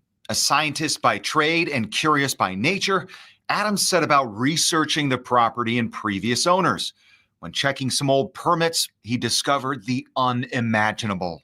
And then it sort of clicked because, you know, there was that house just down the road, two houses down, which looked very similar. Adam put the pieces of his house together. Turns out the original building was literally cut in two. Literally cut in two. So they probably measured and said, okay, where's the halfway point? We're going to cut it in half. He got the left-hand side. The right-hand side was the other home. In 1941. Look at this old aerial photo. You can see how expansive it was. Huge, huge house. And I'm not sure what happened to like this part down here, because you can see that the man's house is this left side where it was cut in half, but then there's this whole other part of the house. Oops. Was. But today, from one angle, it's an ornate Victorian, but from another, it's an abrupt, flat wall. And that's where the cut was made. This built-in bookshelf used to be a doorway. Yep. And in the back half was the kitchen. Correct. The kitchen, the sort of storage area for the butlers and the servants. There were servant quarters in here. Yeah. And there's actually another staircase, a little staircase, a servant staircase, which is in the other house. The other half is the back half of the house, which was moved 2 doors down. Armed with all of this fascinating information and history, Schutz knew he had to act. This was the sort of the spur, which was like, well, maybe we should do something about this and try and maintain it for the future generations. Talk about keeping it all in perspective. The Boston Landmarks Commission just voted unanimously to advance the application. It's incredible. Mayor Wu and the city council still have to approve this. Looks like they're going to, and once it is a landmark, it'll be Rozzie's first. It's amazing that he thought to look at that cutoff. It's a halfway house. That's a good one. Halfway house, yeah. Wall and think, why does that look like that? It and is the fact that stunning. it was right there, 2 doors away, is amazing. It's amazing. So, I mean, it is such a cool story. But, you know, and it does look like they did some improvements in that, you know, this porch here. Maybe not. Maybe this is the way the porch was when they cut the house, but clearly they added windows and, you know, some other things here, but I'd love to see, you know, if they had other photos or more information about the house, because it just seems like I would hope there's photos somewhere of what it looked like, you know, back in the 40s before they cut it in half. Hey, Nanny, thanks for stopping in. All right, so before we get to the crocodile versus alligator story, there is one last thing that I wanted to talk about. So if you haven't voted in the poll, please do so, because I will end that momentarily. I had shared a short about a basketball coach, high school basketball coach, who was fired from his coaching job after yanking the ponytail of a player after a loss. Apparently allegedly it's because she refused to shake hands with the opponents, being unsportsmanlike. However, regardless of how she was acting or what her attitude was, he should not have done what he did. And the reason that this story is I mean, it's gained so much traction. I had learned about it a couple of days ago because the school in question is quite close to where I grew up. So the fact that this tiny little town in upstate New York is on getting national headlines because of this 82-year-old's bad behavior is just boggles my mind. So I'll actually show the initial video. So let's see. How did I do this? There we go. I'll just put in Northville coach. I mean, the New York Times picked it up. NBC News, Huffington Post, Today Show. Like, I guess, So for those of you who may not have seen my short, I am going to show it was also on Good Morning America, because that's what we're going to look at first. So it was state championship game. It was the end. They were supposed to, do, good game, and this player refused. And this coach had retired. I mean, he was a coach for decades. He retired, and because Northville was going to states, they recruited him to come out of retirement to coach the girls' team. A high school basketball coach who was fired after being caught on camera pulling a player by the ponytail during a state championship game. Janae Norman is here with the story. Janae, so many people talking about this. You got to see the video. It's tough to watch because clear as day, you see this coach walk up to a player already visibly upset and pull her by the hair. He's now apologizing, but still out of a job. Congratulations as well to Coach Zullo. This morning, a high school coach caught on camera yanking a young player's ponytail. It occurred just after Northville High School lost a close state championship. Haley Monroe can be seen looking upset on the sideline before Coach Jim Zullo pulls her hair and then gets in her face. One of her teammates, Amaya Tompkins, quickly steps in. And fun fact, Amaya is the coach's great niece. So the one who starts yelling at him and defending her teammate is his blood relative. In between them to separate the two. It's believed that Tompkins is Zullo's niece. Zullo, who's 81 years old and a member of the New York Basketball Hall of Fame, was fired immediately. Zullo saying in a statement that he deeply regrets his behavior, adding, "As a coach, under no circumstance is it acceptable to put my hands on a player, and I'm truly sorry. I wish I could have those moments back." He told ABC's Albany affiliate WTEN that Monroe It's Albany. I hate when they say Albany. It's not Albany. It's Albany. Had cursed at him after he instructed her to shake hands with the opposing team, leading to the incident. The Northville Central School District releasing a statement calling the behavior completely unacceptable and saying in part, this individual will no longer be coaching for the Northville Central School District. This was the team's second straight loss in title games. This incident only making things worse for some of those players, guys. Yeah, but a lot of people talking about the video. Got that. Thank you, Janae Norman. Appreciate you coming in. Coming up, breaking at 8. Okay, so I did see that. Hello, what's your name? Hold on. Hold on, Ollie. If you have not seen Ollie from Britain's Got Talent, I suggest you do. He is a very talented, I think he was 11. He's really good. Anyways, let me get over here. So, Seclusion had said in chat, assault. Well, he wasn't charged with assault. He was charged with harassment, and he was only given an appearance ticket.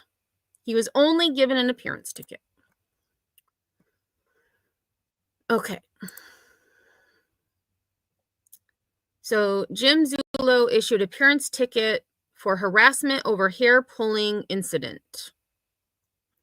Former Northville girls basketball coach 81 will appear in Troy City Court at a later date.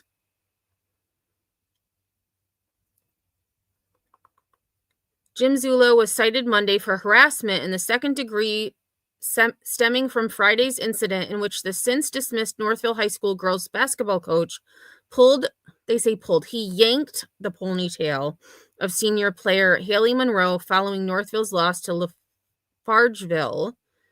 Where's Lafargeville? All right, I need to look that up. Lafargeville.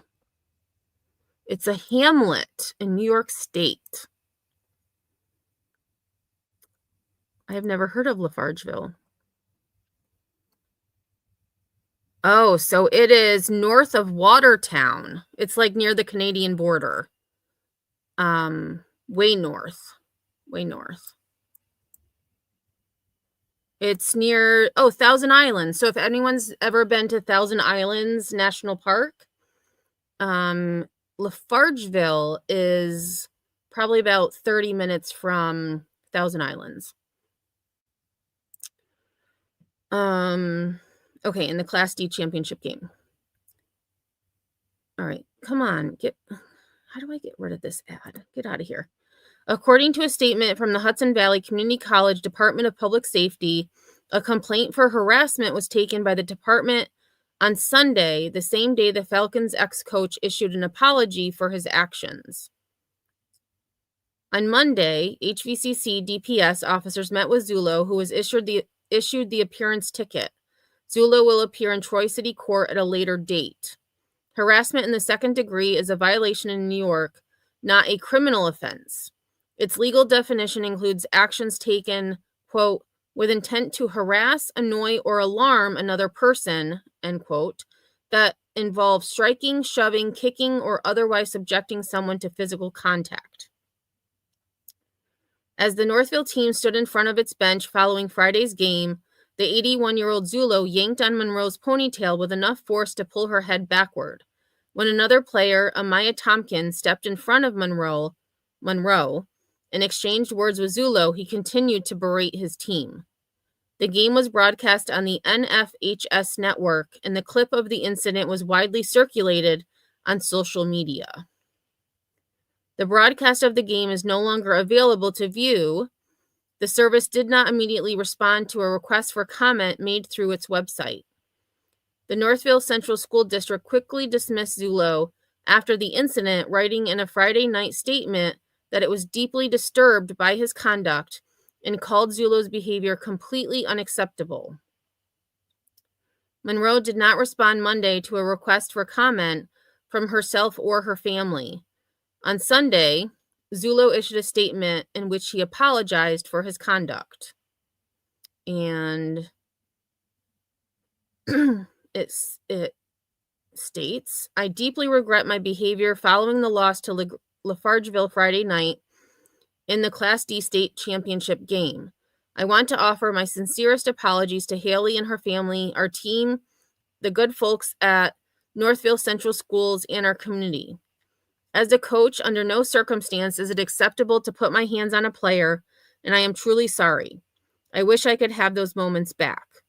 I am grateful for the opportunity to have coached girls basketball at Northville the past 2 years, especially last season, which was a difficult time for our family. I am super proud of every one of these young women and what they've accomplished. I know each of them will go on to do great things, and I wish them well. Zulo coached the Northville girls team the last 2 years after he came out of retirement following a lengthy boys basketball coaching career that saw him win more than 500 games. He spent 26 years at Shenendehowa, winning the state title in 1987. He is a 2006 inductee of the State Basketball Hall of Fame. So I did misspeak. I thought he had come out of retirement for the state championships. He actually was asked to come out of retirement 2 years ago. After Northville's 43-37 loss to Lafargeville, Zulo spoke with reporters, but the footage of the incident had not been widely circulated yet. Responding to an email Monday seeking further comment that asked if the district will investigate whether Zulo's actions Friday night were an isolated incident, Northville Superintendent Sarah A. Chauncey wrote, "Our letter to athletes, families, and our community is our response. This is now a personnel matter. We are turning our attention to our young athletes to ensure their well-being at this very difficult time." New York Public High School Athletic Association Executive Director Robert Zayas addressed the incident in a statement issued Monday. The NYSPHSSA commends the swift action taken in response to this incident, including the immediate termination of the coach involved. We uphold the highest standards of sportsmanship, respect, and the well-being of our student athletes. It is unfortunate that this incident has diverted attention from what should be the primary focus: the incredible achievements and dedication of the student athletes throughout the season. Their hard work, perseverance, and commitment to excellence deserve to be celebrated as the true representation of high school athletics.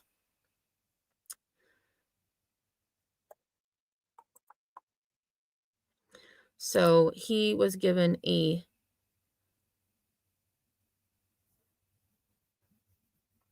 it's like a citation.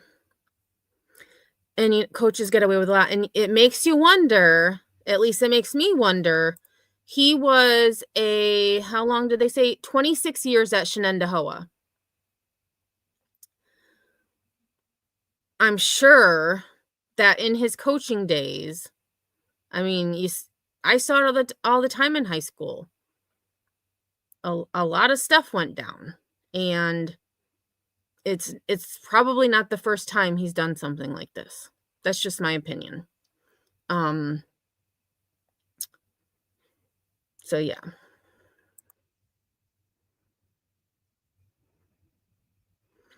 Yeah, I know. I saw it as assault to seclusion, but in New York State, they said it was harassment. And it's not even criminal.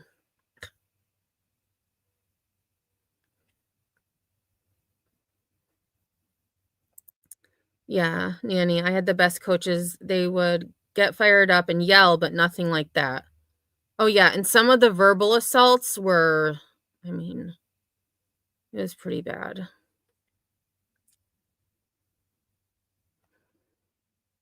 Yeah, I agree. It should have been criminal.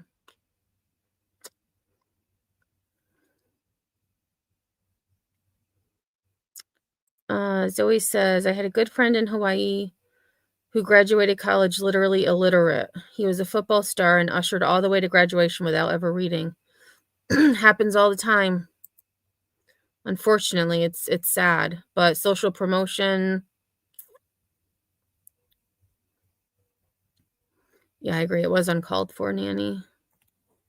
I agree. So I just wanted to touch on that because it is somewhat local to where I grew up, and the fact that it's this little town. I don't even think, let me just look up the population. There can't be more than 3,000 people. Let's see. Population of Northville. Oh, not even close. In 2023, there were 998 people in the village of Northville. Just under 1,000 people. And let's see, the school.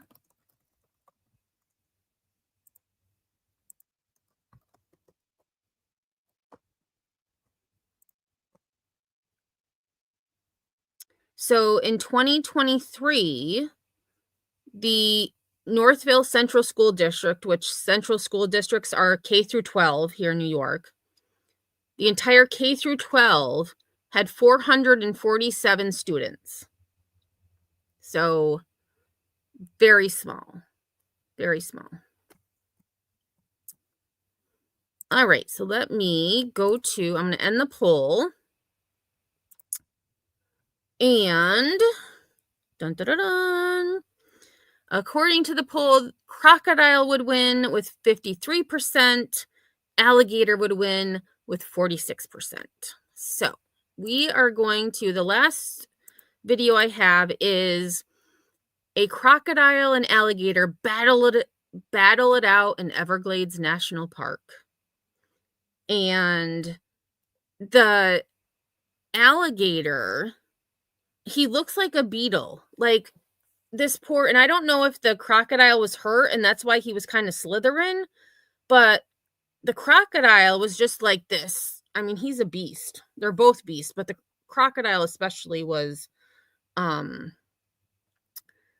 something. But just so that you're aware, there is no, they're not like battling it out like, they have on National Geographic with the lions and stuff. They're just kind of like in a little tuffle here. And they just they both walk off at the end. They're just like, all right, we're done. We're done. Oh, shoot. I got to share it. That would be appropriate here. Okay.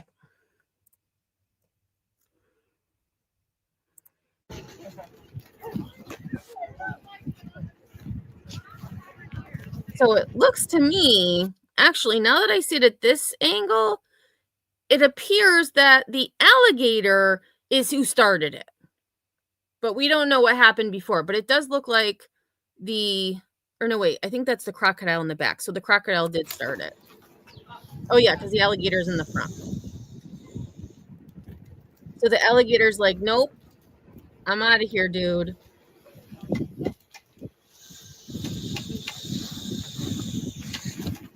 Whoa.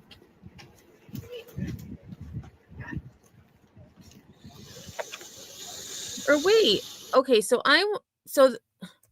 now I'm all mixed up. So the crocodile must be the one in the back. The alligator's the one in the front because the alligators have bigger snouts. Or no, crocodiles have bigger snouts. So the crocodile's in the front, the alligator is in the back. So the alligator is the one like walking around. So I was right initially. This one started it.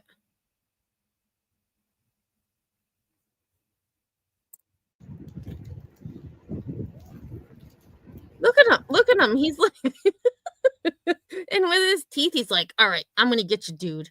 I'm going to get you, dude. Yeah, Jerry. Where's Steve? We need Steve.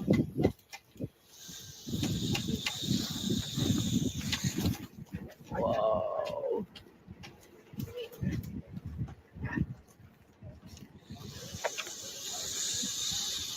Okay, so he doesn't look hurt. The crocodile doesn't look hurt. So they must just slither like that. The alligator just seems like he's stronger, maybe. Yeah, either way, do not mess with crocs, alligators, black mambas, or cobras, especially king cobra.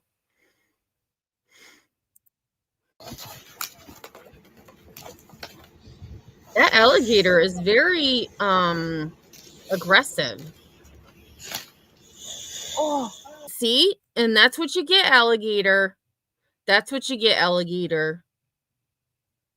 The crocodile's like, you should have stopped. My mouth is bigger than yours. I'm going to shut you up right now. Oh, no. And the alligator's like, but I want more. I want more.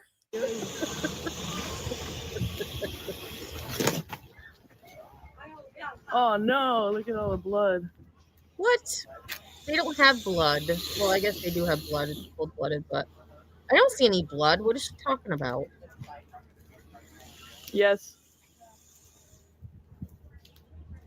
And then they just kind of, okay, we're just going to go back in the bushes. Nothing to see here. Nothing to see here. So yeah, that was the little tussle with the crocodile and alligator.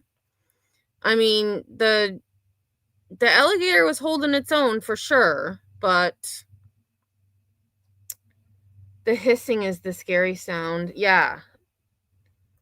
I mean, any hissing. It's like, okay, time to go. Time to go. All right. So that was all I had for today. So we had some pretty good stories and, some stories that weren't, my typical, hard to hear, hard to watch. Oh no, curious.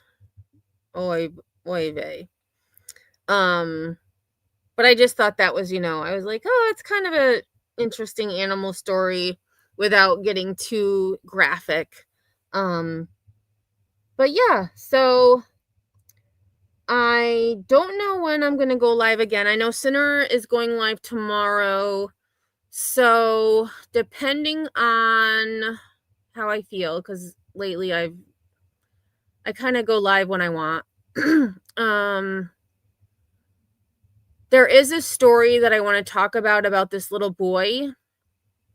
But I have to look into it a little more because I don't know the full details of what happened, and just looking at headlines, I think it might be a little too much for me.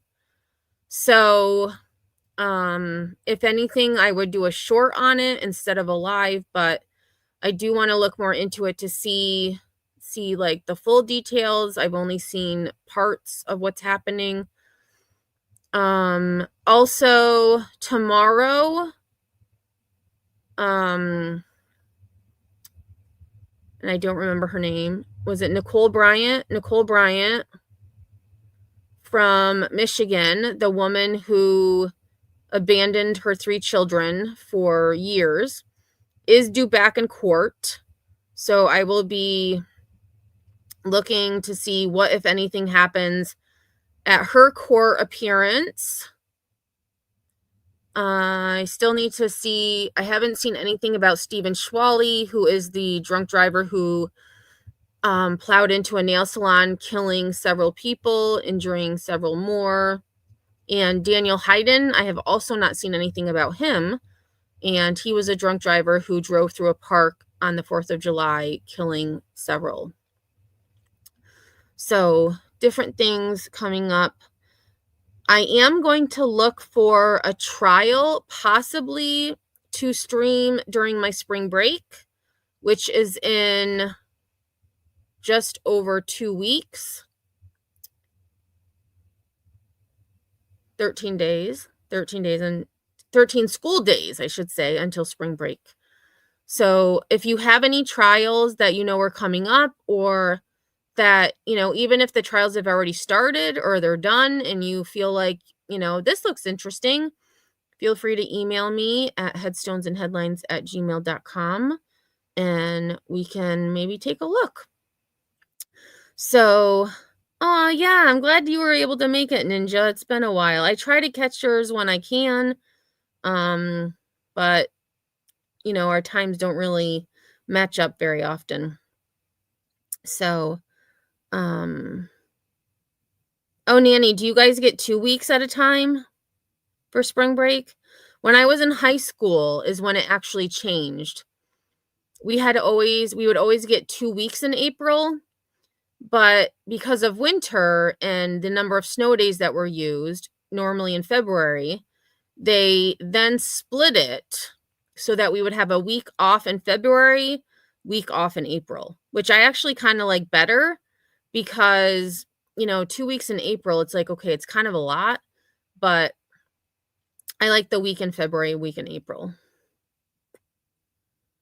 Seclusion, I'm probably not going to cover Idaho for because it's supposed to start in August, and I go back to work in September, so I wouldn't be able to cover you know, I think they said it's expected to last 3 months, maybe more. And so I wouldn't be able to cover it as much as I wanted to anyways. Yeah, that's true. Seclusion, a trial you can't take. Yeah, I get it. And if I was going to watch anyone for that, it would probably be Emily Baker or Lawyer You Know. Just because they have, especially Emily Baker, she was a criminal, you know, a prosecutor for years. So I would probably watch her. So anyways, I hope everyone has a great rest of your night. I am going to go get some food because the Sour Patch Kids aren't really a meal.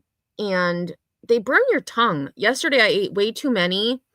My poor tongue, I must have just completely burned off the taste buds. It was bad. So I need to find something else to eat besides Sour Patch Kids. So have a great rest of your night, and I hope we'll see you at Sinners tomorrow. But if not, have a great rest of your day, night, morning, wherever you may be. If you are watching this on the replay, #replay. If you have not liked this live, please do so on your way out.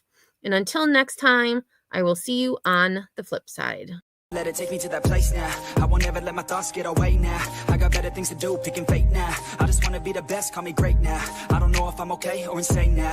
I remember better days on the playground, hoping I can find my way even when I'm feeling down. I fight, even when I don't know what is right. I'ma pick a side and I'ma take pride. I will decide my fate and I will never let them tell me who I am. If you try to shake me, I'll be damned. Planet on the ground is where I stand. Never give up, that was always the plan. It's so cold outside. I'm alone, I'm alright. It's so cold outside. I'm alone.